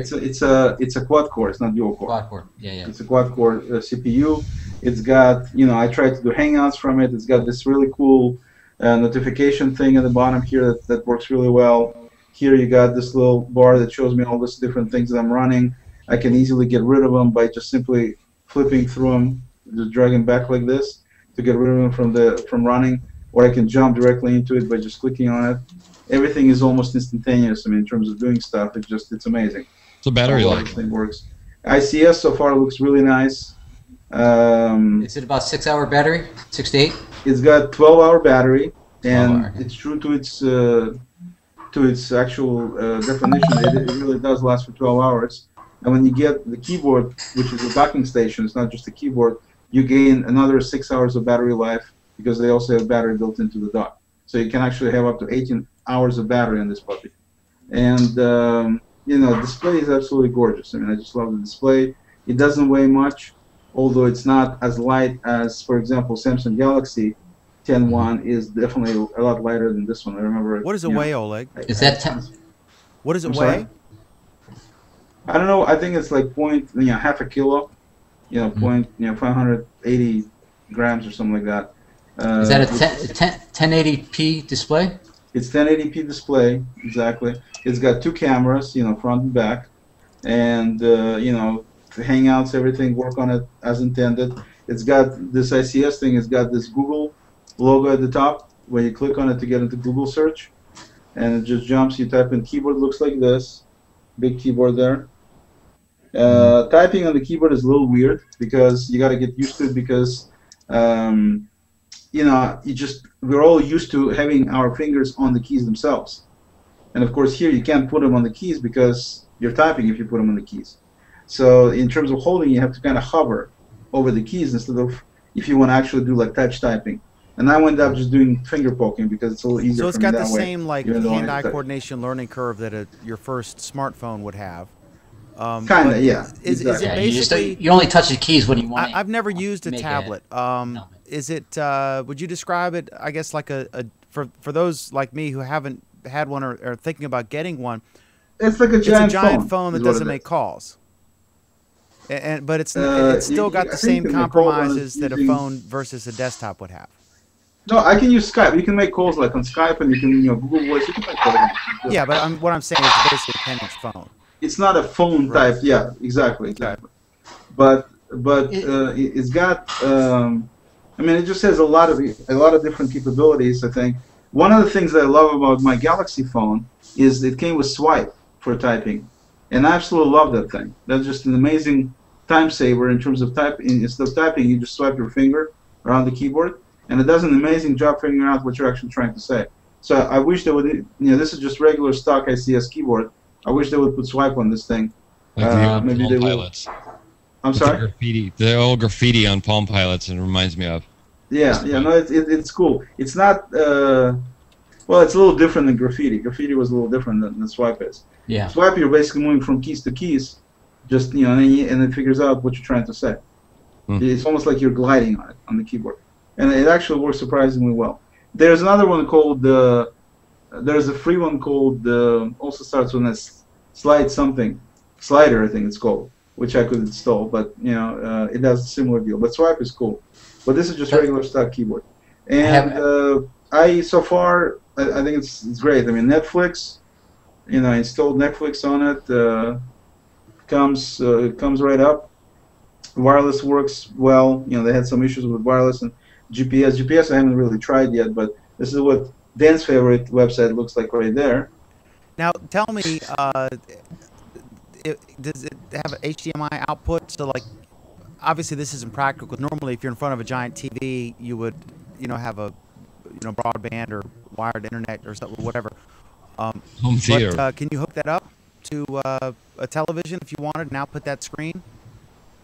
Yeah, basically they have. It says a mini USB. Mini HDMI on it. Yeah. And so you can hook it up directly to your large screen TV and enjoy everything in full speed and everything else. This one, problem is the Hangouts don't show you how fluid it is. It's actually completely fluid when you watch TV, when you watch the shows on Netflix. And the only thing you cannot watch on this ICS deal is Bodyguard, because Netflix doesn't have it. But other than that, you can watch pretty much everything else. I'll be getting digs about this for a long time. Well earned. I watched the movie yesterday, and it was very, very pleasing to watch the movie on this thing. Like I said, it's just the Hangout slows down a little bit, so you can't really see full deal. But very, very nice. I mean, I would definitely, if anybody's looking into a tablet, I definitely recommend it because with all the hype I've heard about it, it fits the bill. I mean, so does it support USB tethering? Do you know? Not Wi-Fi, but USB. That would be something of the ICS. I don't think it'd be. I mean, they do have. I'll have to try it, Jeff. I'm not sure. but they do have versions. This is a Wi-Fi only version, but you can also, I think they're going to be, or they're already selling 3G versions as well. So for that, you should be able to do. Is there an Ethernet port? It does, no. The only ports are micro USB. I'm sorry, not micro USB. Micro HDMI for TV watching, and then micro SD for, you know, like photos and things like that. I'm guessing that if you have the other half of it, which is optional, right? Remember, just like Oleg, he doesn't have the keyboard part. You can buy that, and then you have a physical keyboard, which would eliminate the awkward, you know, thing that he was talking about trying to type on the screen. And I'm guessing that keyboard part would probably have an Ethernet port. No, I don't. No, it doesn't. Probably have a USB port, I bet. USB regular, but not Ethernet. And like also notice that on the ICS, they don't have the actual buttons like you used to have on phones. They have it built into the display. So when you tap it, you can see there's the home button, and there's the the task deal button, and then you can use the keyboard and all that. And then on the right side, you have all the little things that are running, and you can jump right into, your notification, things like that. But it's quite a bit different from previous version, even from my. I'm still running on my Galaxy. I'm still running version 3 of basically running gingerbread. I have one more question. Yeah. Is it a fingerprint magnet on the screen? Not bad. No, not at all. Not bad at all. No. It's glass. It is glass, but it's not bad. I mean, when you actually look at the display, you don't see any fingerprints. When you go black, if you go to black screen, then if you really look at it at an angle, then you can see a little bit. But if you're looking at it straight, you cannot see any fingerprints. No. That's a sweet toy. Yeah, that's neat. It is, and it's And how much is it now? Very fun. $4.99 is the price, and of course you got next to Google. You also have the microphone, so you can speak and voice actions, all that. So just like on the phones, basically. I mean, that's cool. And you got Zinio. So for example, if you want to pull up Dan's newspapers, I don't know if they're available in Zinio, but you can. Dan, is that coming to Zinio? Because they got the app now. I've never heard of it, so I guess we're not there Zinio yet. Zinio allows you to look at the newspapers. That's online. a whole thing. I don't know. That's a whole thing, trying to figure out all the different places to put your content. But my stuff's local, and our circulation ranges from like 4,000 to 16,000 per paper, and they're small community, just a great local rag that the local people like to read about, the crazy town councils and all that stuff. No, I understand that. I was just hoping that I could get it on Zinio so I could show the newspaper and tell you, remember this article about Netflix that this guy wrote? This is the guy's newspaper. Okay. Whatever happened to the World Wide Web? I mean, if you think about it, because Zinio, I had Zinio for a while, and then everybody decided to come out with their own apps, and I'm like, no, I'm not buying a unique app for every freaking publication that I read. There was this thing on a time called the World Wide Web. It was pretty awesome. Someone needs to come up with, and there may be something like this, but where you can, the equivalent of like an InDesign or a Microsoft Publisher, if you want to get really ghetto, where you can lay something out and it would export it to every possible thing and send it up there, and you're good, Has anyone here tried the Google Comments application? Yeah. I keep forgetting it's installed, and every time I go there, it's like, we're updating, and the next time you open it, it will be ready. I'm like, okay, whatever, and then I close it and then forget about it for like a month. You see, I kept on hearing about it, but I'm like, whatever. But I finally installed it, like like a week ago, and it's a very nice layout for not publications, websites like The Verge, or I'm sure TechCrunch, or you can put your profile into it. It's like magazine layouts for blogs. You could put your profile, your Google Plus profile on there. Mine's on there. Yeah, I use Google Reader, and then I use Feedly on top of it. Some people use like Flipboard and things. Feedly is the cleanest. Well, you see, that's great, because I'm pretty sure that I'm the only one that reads anything I post to my stream. So I religiously read all of your posts, Anthony. I would say that, I'm sorry, recall any of them because I'm so distracted. You don't +1 them though. I actually do pretty good. I would say the Google Currents is one of the slickest apps Google has done for iOS, at least. in my opinion, Google Voice for my iPhone sucks, especially if you try to text message or anything. But the way Google Current operate, it's really good. I mean, I use it once in a while, but you got to remember that Apple didn't even allow Google Voice for the iPhone for years. Right. So it's no surprise that it sucks. Sarik, I have to ask you, do you use Google Voice on your iPhone for incoming but not outgoing? I usually don't make too many calls on it, but sometimes if I have to give the number to somebody whom I don't really want to share my actual cell number, I give it. So I receive the calls, especially I'm on a Wi-Fi network or something. 3G also works pretty decently. I'm not saying it's great, but usually I use for text messaging. It's free, right? Yeah, I moved like 1,200 kilometers away from where I grew up, so different area codes, but I'm not changing my phone number. I'm leaving it, and then I got a local number through voice, but I never remember to use it for an outgoing call. But it's great for incoming. Right. I use it for when with Fring and Sipgate when I'm in Canada, and I just make all my calls. Wow, Fring, that's like old Nokia days. Yeah, and it is Sipgate and then Google Callback, and it works perfectly. It is interesting how it's all voice over IP. It is interesting the difference between like people you would normally talk to on the phone would have your cell number, or people you would normally have a voice conversation with, one-on-one, would have your cell phone number, and you would just call them.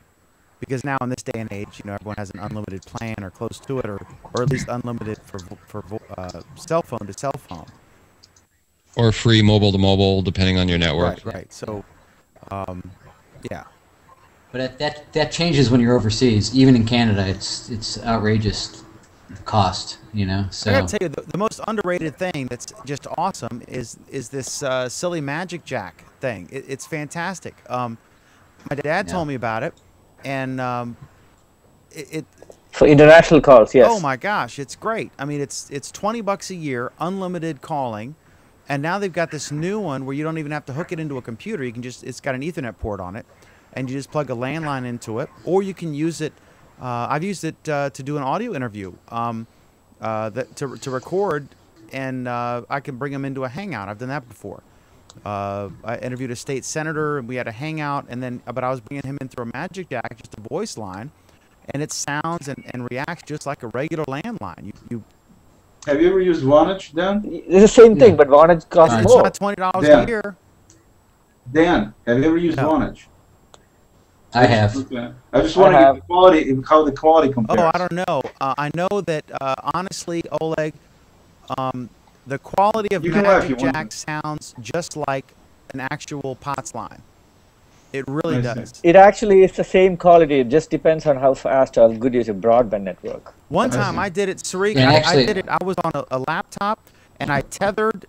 No, I had a data card, just like tethering your phone. I was in the middle of a field, and just as an experiment, I took my laptop. I plugged in my data card, so I was like mobile, 3G to the cell tower or whatever. They're not cells anymore, but whatever you call it. And then I plugged my Magic Jack in, and I plugged a regular landline phone, and I made a call just to test, and it worked. And it sounded, I mean, when you lift the phone up, you hear the, boo, the dial tone, which I guess some kids aren't even aware exists. That's like a floppy disk or something. Watching my kids use the house phone is quite amusing. Do you still have one of the dial ones? You still have one? Wow. Yeah, because I live too far out, and cell phone service is not reliable enough. So I got to keep a landline because I just can't keep a call up because I'm in the woods. Tell us real quick. Give us an update on your livestock. How many chickens? You have goats, right? Oh, everything's same. 3 sheep. 6 chickens. Just 6? No llamas? 5 chickens. No llamas, and then 3 dogs. You could upgrade your chickens now. I think they're trying to adopt some out from that news story about the person who had all the chickens or something. Yeah. I don't know. I feed them apples and ice cream sandwiches. 35,000 starving chickens. Right. I play Farmville for real. Okay. All right. We're gonna talk about. I guess this will be controversial, so I'm going to save it for a couple minutes here. Did ESPN fire an innocent man or not? This whole controversy over a very controversial headline that appeared on ESPN about a basketball player. But we had one thing. Do we really want to have this conversation on an intelligent show like this?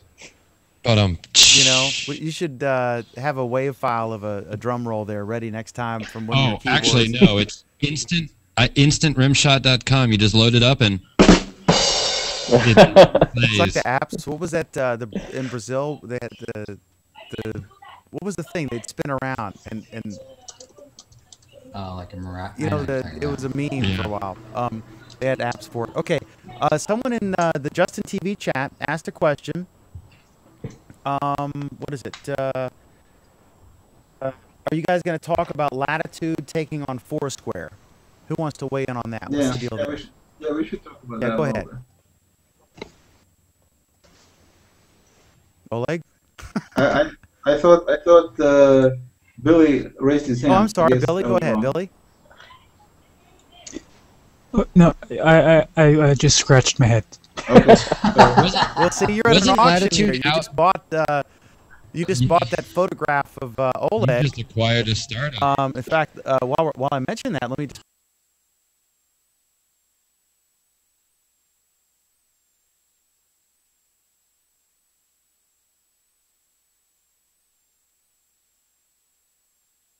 Listen, you got a lot more ammunition on me than I have on you, and mine's fake on you, but yours is real on me. But I am trying to put this up as many.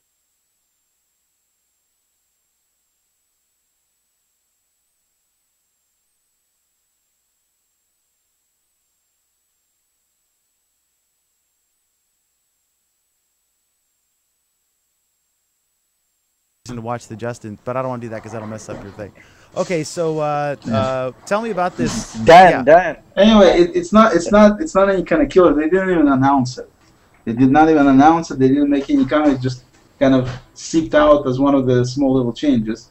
And essentially, just able to, they count how many check-ins basically you get in, and you get some sort of rating or something. I don't know exactly what they're going to do with it yet. But essentially, yeah, when you do your check-ins, now they actually get counted as something as opposed to nothing but posts they did before. And that's, of course, exactly what the situation with FourSquare is. I mean, you become a mayor and of a place you most regularly frequent, and you get all these different badges for supposed accomplishments, which are actually non-accomplishments. And so there's speculation that maybe Google will turn it into, since FourSquare, I mean, Goala went out of business. That was a similar kind of application. And so FourSquare is the only one left, and so supposedly Google is trying to tread on their territory, which I don't know to what degree they really want to or not. I mean, they haven't made any splash or anything about it. Does anyone actually use FourSquare here? I used to until I got bored. I used to use it. Checking in when you're a suburban parent is kind of boring. Think about it. I'm at the grocery store again. I'm at Starbucks again, until you realize I am not the rock star I think I am.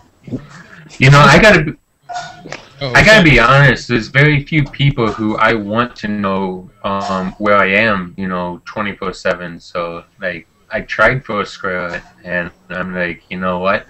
I don't want people knowing where I am. Yeah, exactly. I think what would be useful is for things like, for example, with kids. If you want to know where your kids are, that would be a useful thing. Especially with Google's version, that you're able to do automatic check-ins.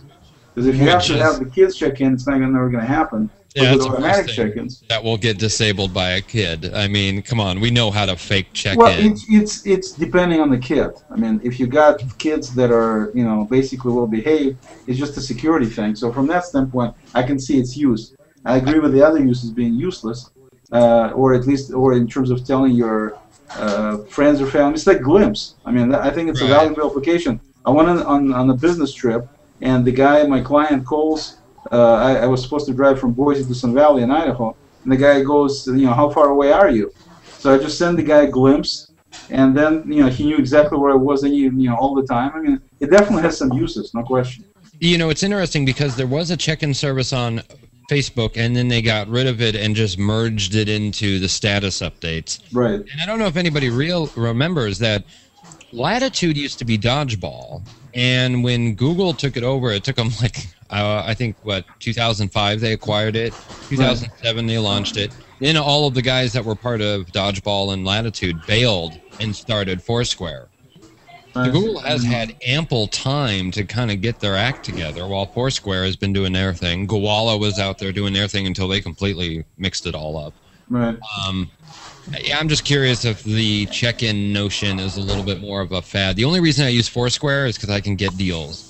Right, exactly. Well, that's obviously, and since Google, it makes sense with Google offers and everything else, they can do a similar kind of deal. Maybe that's exactly what they're trying to do. Let's hope they can integrate it. Yeah, yeah. And another use, one guy asked me, he says, I got a bunch of drivers in the field. Is there any way somehow I can monitor where they're at and all of that? And that Latitude for that would be excellent, I think. If people are so concerned about privacy, why do they really want to check in? I mean, I don't know. I don't understand. Well, which article was it? There was I believe, I don't know if it was Business Insider or Forbes, that talked about your Facebook score. That companies, just like an insurance company, this is allowed. They can mine the public data that's available and make determinations about it. Your social score is going to come in. Is this guy a loose cannon? I don't want to hire him. Don't think that's not going to happen. And in that article, they stated most people say they're concerned about privacy. Right. But they're not. Less than 10% are. It's like saying, I don't like advertising. You're probably watching ads on YouTube, right? We like to think we're all, look how cool, and I'm impervious to this. Yeah, same thing. We want to talk about privacy, but guess what? We can't wait to. I gotta check in. I gotta tell somebody about this banana nut oat thing I am eating because it's just what we do. We're just giving it away. It's I'm actually more paranoid because I travel and I just don't want people to know that I'm not at my house. Come over, and rob me because I'm posting that. No, but Jeff, look at an example. Look at an example with these Korean barbecue people that tweet when they're going to be at a certain location. I mean, you could tweet or you could put. It's the same thing as checking in. I mean, it does have some uses. It just not for everybody for everything. That's all. There was a thing in California where this person got killed. This policeman got killed, and they were going to have this big, a funeral for him. And then other people broke into his family's house while the funeral was going on. It's just kind of like. There's people trolling for information all over the place, just trying to find out stuff. Not that I'm super paranoid, but I just don't do it. Well, it's reasonable. It's a broadcast mechanism. If you're going out to, a big party with your friends, like 20 people are going to know about it. Random people are not going to know about it. Know about it, right? We have put ourselves in a position to announce. Exactly. And we are not equipped to handle this kind of thing. And that's what happens. I think people who get divorced and they find out, they can go and look at their Facebook posts or whatever, and then all of a sudden there's prior history, and it affects. It's like you see these people and that's who the thing, constantly update their relationship status on Facebook. Exactly. Single, dating so and so, I'm madly in love with so and so, and then I'm single again. It's. And that's the thing. The real reason I think of Facebook's success is its lack of privacy, and people are really keen to know what's happening in others' lives. Is it lack of privacy? Is it voyeurism, or is it our ability to? I was just using a better term. Yeah. I think it's just people are just lazy about thinking about other things, and they just want to do this, jump on this bandwagon, and not think about the repercussions. Too many people don't have a life. Yeah. Yeah, 800 million. I mean, yeah, and we want the 10 of us sitting here in a hangout on a Friday night. Eric does not offer any of us. What are they? Brownies? It's like I'm looking at Pinterest. This is a banana nut. No, it is a banana nut. Eric, 800 million is debatable. Say again, sorry. 800 million is debatable. Yeah, well, I mean, it's no more debatable than Google's random numbers of. I don't deny that. But all right, we have the battle of the tracksuits going on here. Okay, so next up, LinkedIn ads is Google Plus Next. Is this an Alan or an Oleg topic here? It's an Oleg deal. Sorry, why? I come back and I got most of the topics on mine. Alan was slacking today, straight up. Yeah. Nothing happened this week. He was working on the picture. You gotta make. Yeah. So basically, LinkedIn announced that Cat GIF. they're gonna sneak in the. I mean, they're gonna start putting ads on their deal. So I was just thinking that Google Plus is probably. Yeah, I don't know what the timing is. I don't know why they specifically chose now. If it has any significance or not, it's kind of strange. But they didn't make any big splash, big announcements. But in fact, this one guy I posted about it, and another guy said, "Look, you and I are the only two people on Google Plus who actually mentioned it." And I don't know if it's true or not, but that's what he wrote in the comment. But I don't know. I was just wondering if there's any significance in terms of them maybe trying to get ready before the next holiday season or before summer. I don't know why they did it, but I wonder if Google is going to do a similar stunt on Google. Is there anything wrong with that though? I mean, Oleg, do you think would Nothing- anybody? nothing is I wouldn't wrong. mind ads. A couple ads on somewhere on the thing. Yeah, absolutely. They got to monetize it. They got to make money at some point. They have shareholders. Sure. Would anybody else? I mean, let me throw it up to the room. Would anybody object if there were some ads in Google Plus? This wonderful free No. service that we get to use. Forget Google Plus. Would anybody object with some ads on Google Plus Week? That's what we need to talk about. We're just They're on expecting it. YouTube, It's and not I that think we're- I make Yeah. about $100 a year from it. I mean, I spend. Down, I did you hear lose a that? couple $100 a month. Where is there a profit sharing agreement? You know, I it have to be always. careful with the profit sharing agreement because then he'll go for the expense sharing agreement too. Yeah, I assure you, this is a money. expense account. This wonderful show that I love doing is a money sucking hole. Let me tell you.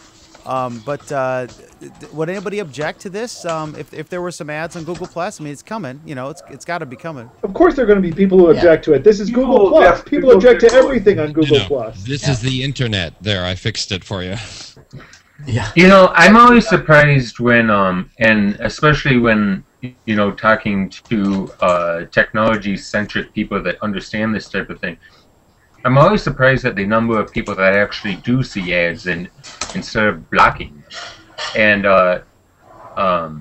to go on separately, I wouldn't mind ads, even though I wouldn't see them on Google Plus, as long as they're not intrusive. Like if you go to some sites, the ads slow down the entire website. Absolutely. But if yeah. you go to a website like Google, the search results for Google, and you see the ads, they're not slowing down anything because they're all text-based, and there's no images and et cetera, so it's not slowing it down. I don't mind those kind of ads, and for the most part, the only reason that I block the Google text ads is because I'm blocking all the other kinds of ads. See, I'll be honest. I don't block ads, and the reason why I don't block ads is because if everyone blocked ads, then they would start making us pay for everything. And quite honestly, I like a free internet. I'm willing to suffer with ads the same way I suffer with ads the rare occasions that I watch television. But it's different because It if is you different. see an ad on a billboard, or you see an ad on TV, or you see an ad in any 100 other places, you don't have to look at it. And even if you do have to quote unquote look at it, it's not slowing you down. If you look at an ad, potentially, because like I said, some ads are not intrusive and some ads are intrusive on websites, it's potentially slowing you down. Well, I'll be honest. It's hard to get more intrusive than a television ad. No, It but really that's why it's different now. Is TV ads are intrusive. Google, for example, ads that Google usually does, they're not intrusive at all. I get Google ads on Gmail. No, I You ever look at agree. that? I mean, the real innovation that Google brought to the internet was decent advertising. Right. That's really the biggest thing that Google brought to the internet. You can talk about the Decently search engine. placed and formatted advertising. What was that? Decently placed and formatted advertising, because it was text and it was non-intrusive and it didn't pop up in the middle of when you were reading. Right, and it wasn't flashing, and you got to remember at the time the standard for advertising was banner ads, and that Right. meant a fixed thing at the top of the screen that was flashing in the most obnoxious way possible. And Google introduced and said, we can do better, and they did. Yeah, if I want that, I'm going to subscribe to an animated GIF poster. It's like, Right, I we're mean, just not going to get away from it. there's been a lot of advertising since, but that was the real thing that Google brought to the internet. You can talk about search, you can talk about Gmail, You can talk about all of this other stuff they've ever done, but the most important thing Google brought to the internet was their advertising. I'm actually surprised that the Google Chrome App Store actually has AdBlock and AdBlock Plus. If it was Apple, they would have removed it. Because, you know... Well, but here's the thing. Google knows exactly how many people use that stuff, and it's pretty close to zero. I do. I only just did, but I can't remember which computer I install it on because I'm so trained to ignore ads. Yeah. Right. I'll tell you on this topic, and this is totally different, but there was a thing about this new Washington Post feature, personal.washingtonpost.com, and you talk about knowing your history. I've had an account on Washington Post for about a decade because early on you had, and maybe still be the case, in order to comment on any article you had to create an account. And I live, near DC, so I had an account from like 2000 or something. And they just started this personal thing. I guess they bought, I forget the site, some personal aggregation site, and they've incorporated that. And there's an article on TechCrunch about it. But the thing is, when you log in to personal.washingtonpost.com, it recognized me and said, "Do you want to use your existing Washington Post account?" And I said yes. And it said, "Okay, we'll use all of the articles you have ever read on WashingtonPost.com to formulate the topics that you're into." And so now I'm thinking, like, they have my 12-year history of everything I've ever read, and it came up, and every single article just about I found interesting. So it worked, but still it was kind of jarring. I was like, wow, there's in some database is every article I've ever looked at on the Washington Post site for 12 years. And they're formulating, this list from it. But that was a whole thing. I mean, people get a little twitchy about Google fusing everything together. I mean, it might be a little tinfoil to go, God, I can't even go to the office supply store to pick up, like, staples without it being a data point on everything. And everyone's going to do it. So it doesn't matter if it's Facebook or Microsoft or... It's not even going to do it. Everyone's been doing it. I mean, that was the big thing. Walmart's been doing this for decades. That was one of its big... That's one of its big... Their big article... Target got hit for it recently, but Walmart's been doing it for... It's been doing data mining for ages. It's like that Target article about Target, how I forget, it was the Wall Street Journal or whatever or I forget who. I'm sorry. I shouldn't have said the source. I don't remember.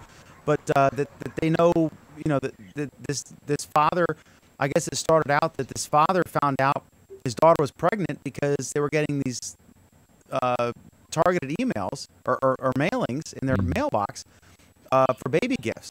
And then he called up Target and complained bitterly, said, "This is outrageous. Are you trying to encourage my teenage daughter to get pregnant? She's not married, And then the guy he talked to said, "Oh, I'm so sorry.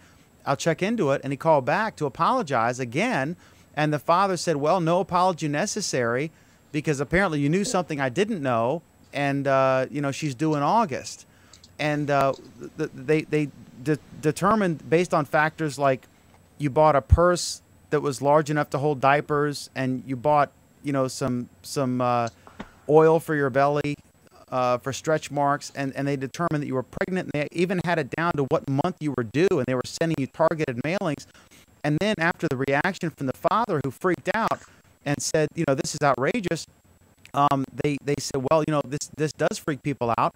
And so then they started sending these generic flyers out that had stuff like footballs and athletic gear, and also mixed in with some pregnant things, and they found that worked as well, because the women who were due and expecting, that they found out that they would still see the pregnancy stuff in the ad, but it wouldn't be so obvious. And it really is a Big Brother shocking moment, but it's just a natural progression of things. But yeah, if you carry this on, it's kind of scary, but it's logical, right? We say it's a natural progression, but Walmart has been doing data mining for decades. This isn't new. This isn't revolutionary. it just happens to have gotten into the news in the past couple of days, and because Congress is trying to make a big deal about it. Walmart has been doing this for decades. They invented the term data mining. So is the Department of Motor Vehicles. They sell your stuff too. I mean, it's all over the place. I think it's just how it starts to formulate as the algorithms get smarter and smarter. And all we can do is just keep on tweeting. I think to answer Eric's comment, though, about, is there a reason why people are concerned about Google? In one sense, yes, they are. But you got to remember, at the same time, Google is also giving, and is straight out giving the tools to let you do what you want with the data. So if you don't want to have your browsing habits tracked, they've given you the tools straight out to make it difficult for them to track you. But do you actually believe, I mean, I don't want to be the total cynic here, but do you actually believe that that's the case? I mean, yeah, some hardcore geeks are going to get all up in data liberation, right? But I mean, we're a culture that we just click, allow Facebook to do whatever, and scroll to the bottom of the terms of service. No, I don't believe for a moment.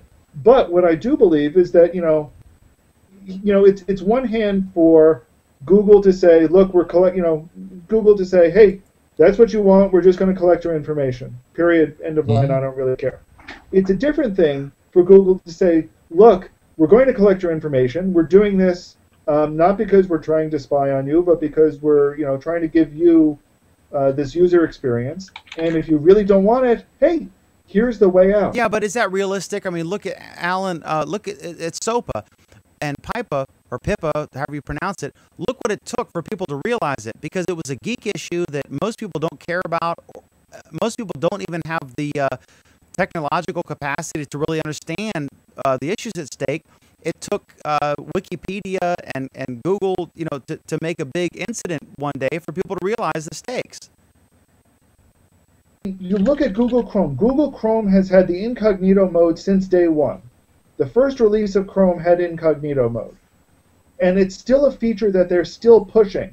They're not hiding it. They're not trying to brush it under the rug. They're saying, if you want to do something on the web without being tracked, use incognito mode. It's a great way to avoid, I mean, it's the porn mode. They're coming straight out and saying this. But it's porn mode. It's also a great way to avoid the New York Times paywall. Just every time you see a New York Times link, right-click it and open it up in an incognito window, and they don't track how many New York Times stories you've written.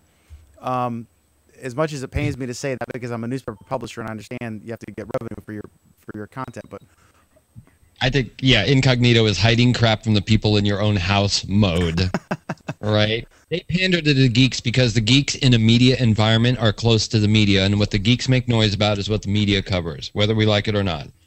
So you pander to the geeks and give them all the stuff. I mean, data liberation was one, and then Unsync, that other network, they called theirs the Emancipation Suitcase. Are you freaking kidding me? I mean, come on, that's just silly. But yeah, it works, though. It's a thing. They know that they want to advertise us. Is spying on us worse or selling to us worse? Before we go to our controversial topic, can you pick up your adorable little, is it a dog or a cat that just walked in? I think it's a dog.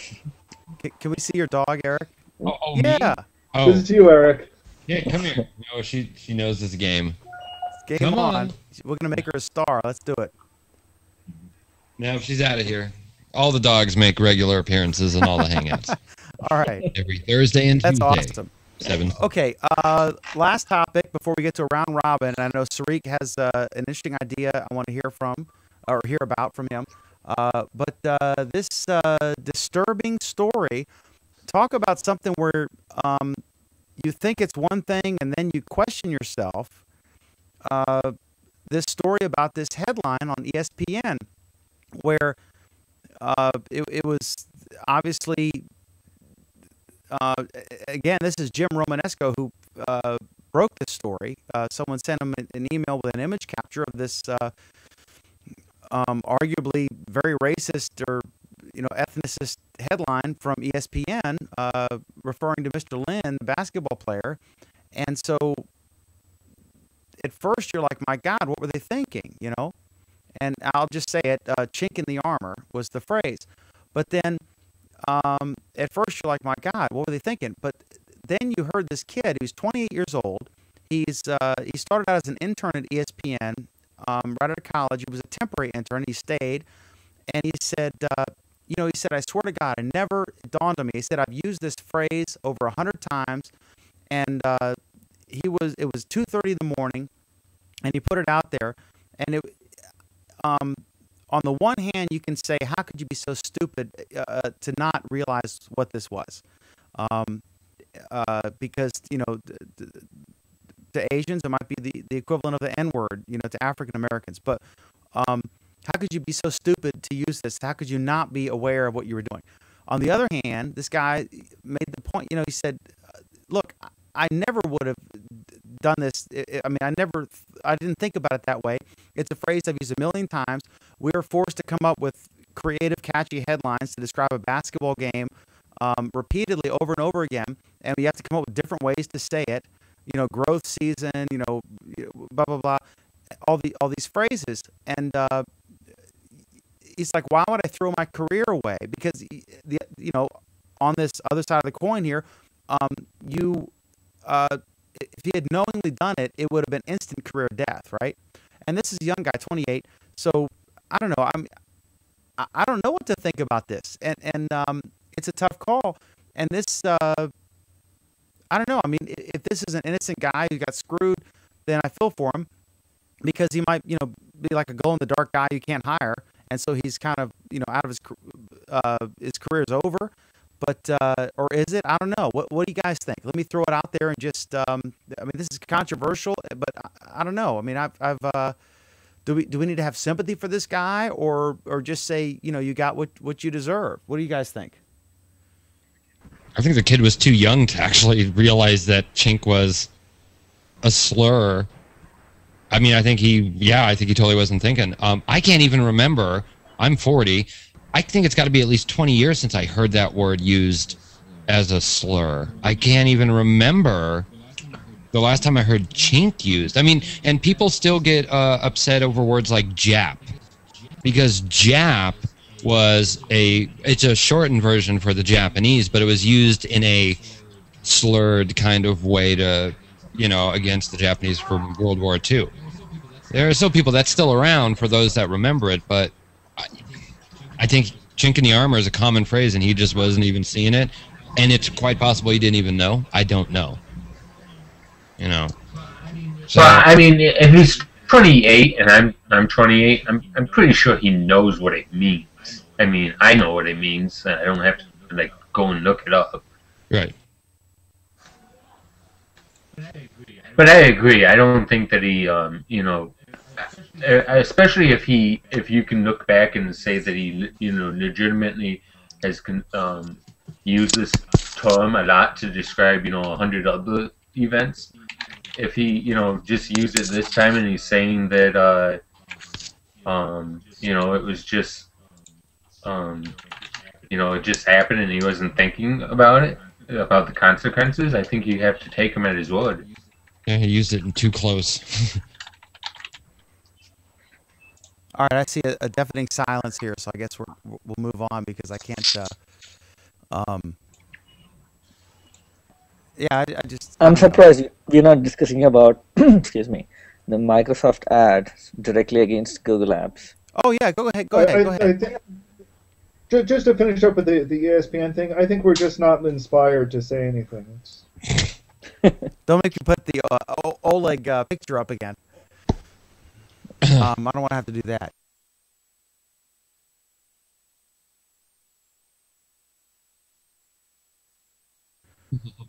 Oh, I'm sure you guys watched it, right? Yeah. And probably that's the only guy who wears a tie in Google.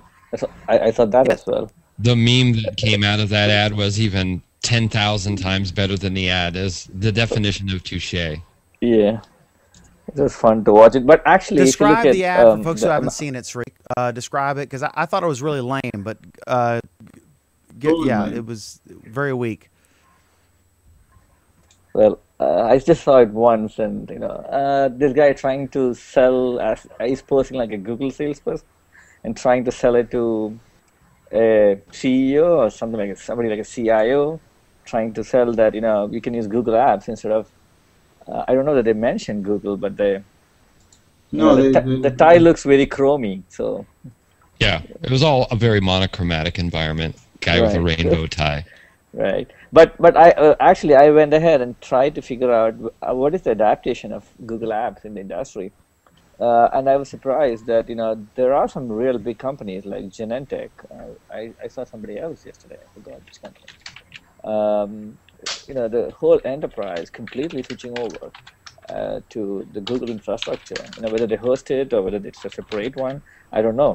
But they stressed on the fact that you can actually, the scalability, you can have 10 people scale to 30,000 people in a day or two, as opposed to try doing that, have 30,000 people use Outlook or, what's that other tool called from Microsoft. Well, I mean, is that the reason why Microsoft is, airing such an ad? I'm just curious. Well, was it an internal ad? Like an internal rally the troops kind of thing? I thought Microsoft posted it on YouTube. Yeah, I was going to say, they posted it on YouTube. I thought Microsoft That's posted public, it on YouTube. YouTube, yeah, that is the funny part. Well, yeah, I mean, they're taking great pleasure in taking shots at Google, because everybody is now, right? Yeah. I mean, who's nonsense? The ad was absolute nonsense. They were focusing on the aspects. Everyone knows if you have stuff in the cloud that it's in the cloud, and you can't be in a desert with no internet and use it. They were focusing on silly stuff. I mean, I want to know, are we talking about the privacy thing again? No. Is this No. it was basically Microsoft. I'll post a link for the ad. Google Docs. Bottom line is, Microsoft versus Google, seriously? No, Microsoft ran an ad about comparing Microsoft Office versus Google Apps. 365. Microsoft Office 365, not just and that's the thing. Right. Even Microsoft is venturing into cloud storage. So it was hypocritical and stupid. Office 360? From Microsoft? They're just making fun of Google being a search engine. You're talking about Office 360, Yeah, right? I mean, but they're trying to be all cute and be like... This is the ad, if you want to watch it. We can't show it. And no, I mean, if somebody want to watch it, just post they won't see that. But okay, so I don't know. I mean, I just think I wasn't impressed with the ad, and I mean, I guess it got some attention or whatever. But we'll see how it plays out. But the cloud is where it's going. But there's still certain things you can't do, like video editing. I mean, HD video editing isn't something you could easily do on the cloud unless you live in this town that's going to get Google's super internet. That's a whole thing. What did you guys think of that? You can't edit video on the cloud unless you're out of America. What did you?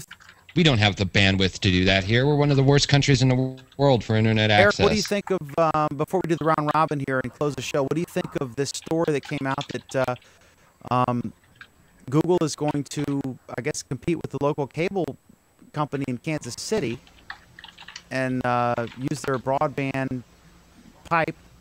It's all about the pipe, but I mean, nobody has really. I mean, there's satellite versus cable, but I don't know.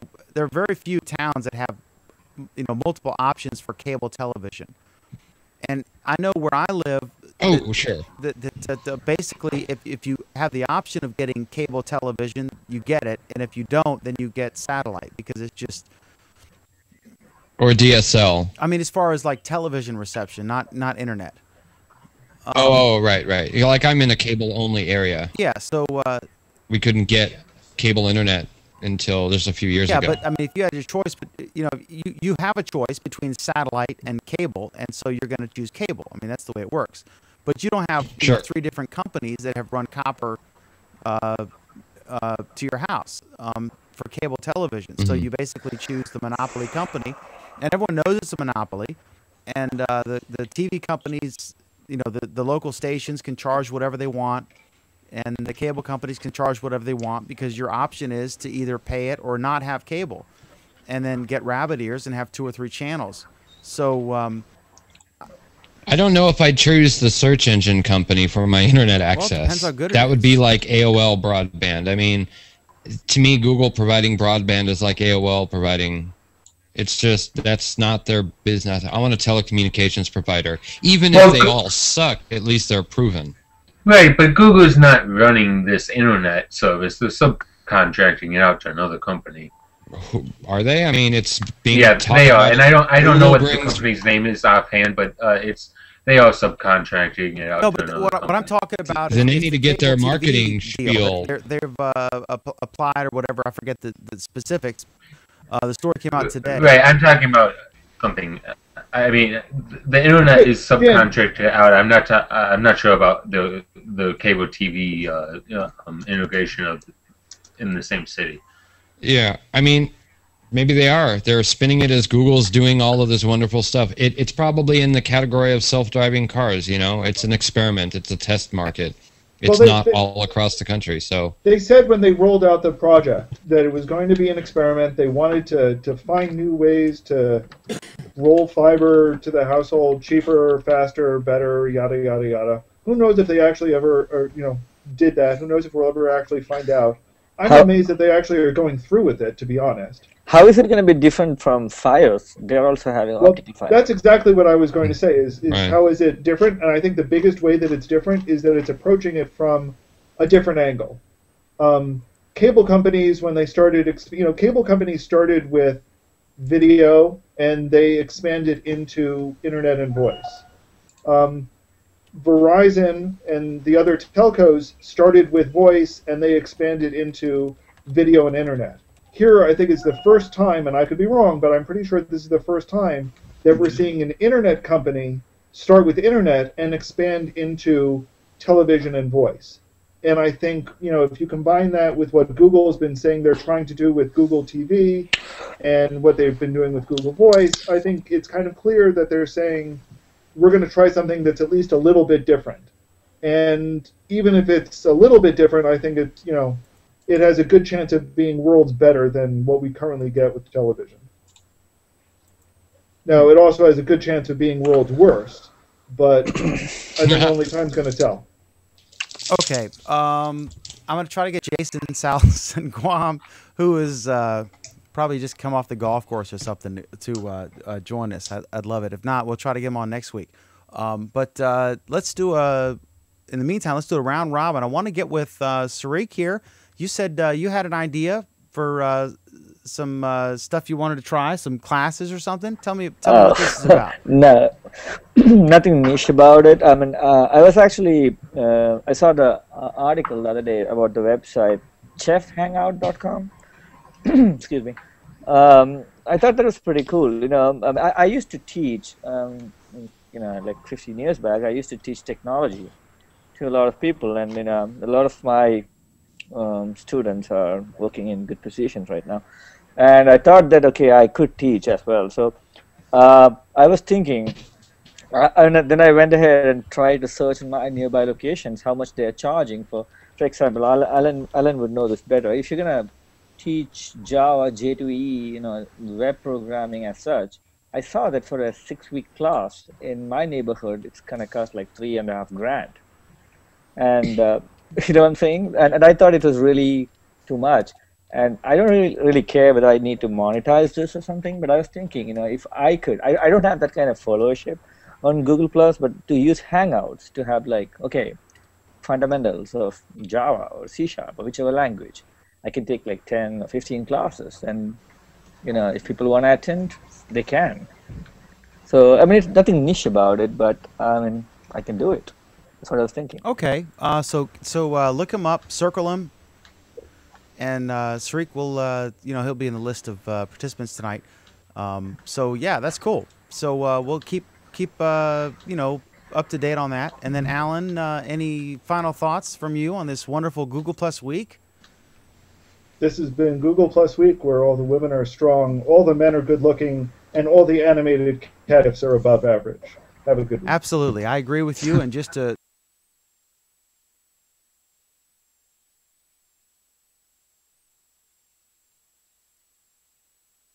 have him, any final thoughts, Oleg, on? I came back last week. I missed the show, and I'm not so happy that it should have come back. But there will be retaliation, so that's promised. I just want to make sure it's publicly known.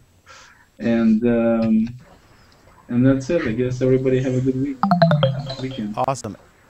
Eric, any final thoughts as we conclude our official program? Just the evolution continues. The evolution continues. And Billy Wilson, you're a wonderful photographer based in Canada, right? This is, I think, you've been on the show before, haven't you? I'm not certain. I don't think I have. I thought you had, because I had you in maybe you joined a hangout afterward or something, because I had you in one of the circles that folks who are in the hangout are in. But it's Billy Wilson, and he's on Google Plus, of course, obviously. And what do you special? Do you do portraiture mainly, or what? I like to do conceptual series work mainly. Like I come up with concepts and I try to link images together. And of course, the big question is: are you a Canon man or a Nikon man? I shoot Canon. I'm a Canon guy. But what's your favorite lens? What glass do you like? Well, I don't have too much money to invest into camera equipment for the most part, but I do just like a simple 50mm lens usually. I'll use a wider angle one, in some situations, but I tend to just like prime lenses for the most part for their sharpness, and I don't really need like the flexibility of a zoom lens much because like I get to set up everything, I stage everything, so I can take my time for the most part. Yeah, I've got an old Mark II. I bought it in 06, I guess, a 1D Mark IIN, and I've got I guess a 30 to 70, and then a 70 to 200. The really beautiful one that I actually got stolen, which really sucked. But yeah, I love Canon, and but that's just what I got. It's like Apple or Mac. I mean, apples and oranges, I guess, or maybe not. Cool, awesome. So check him out, Billy Wilson. He's on. Check his work out on Google Plus. And then any final thoughts, Anthony? Well, not this week. Or any week. Your lighting's good, though. You're still shy, but your lighting's great. All right, so I guess I want to thank everybody for putting up with us this week again for another... What?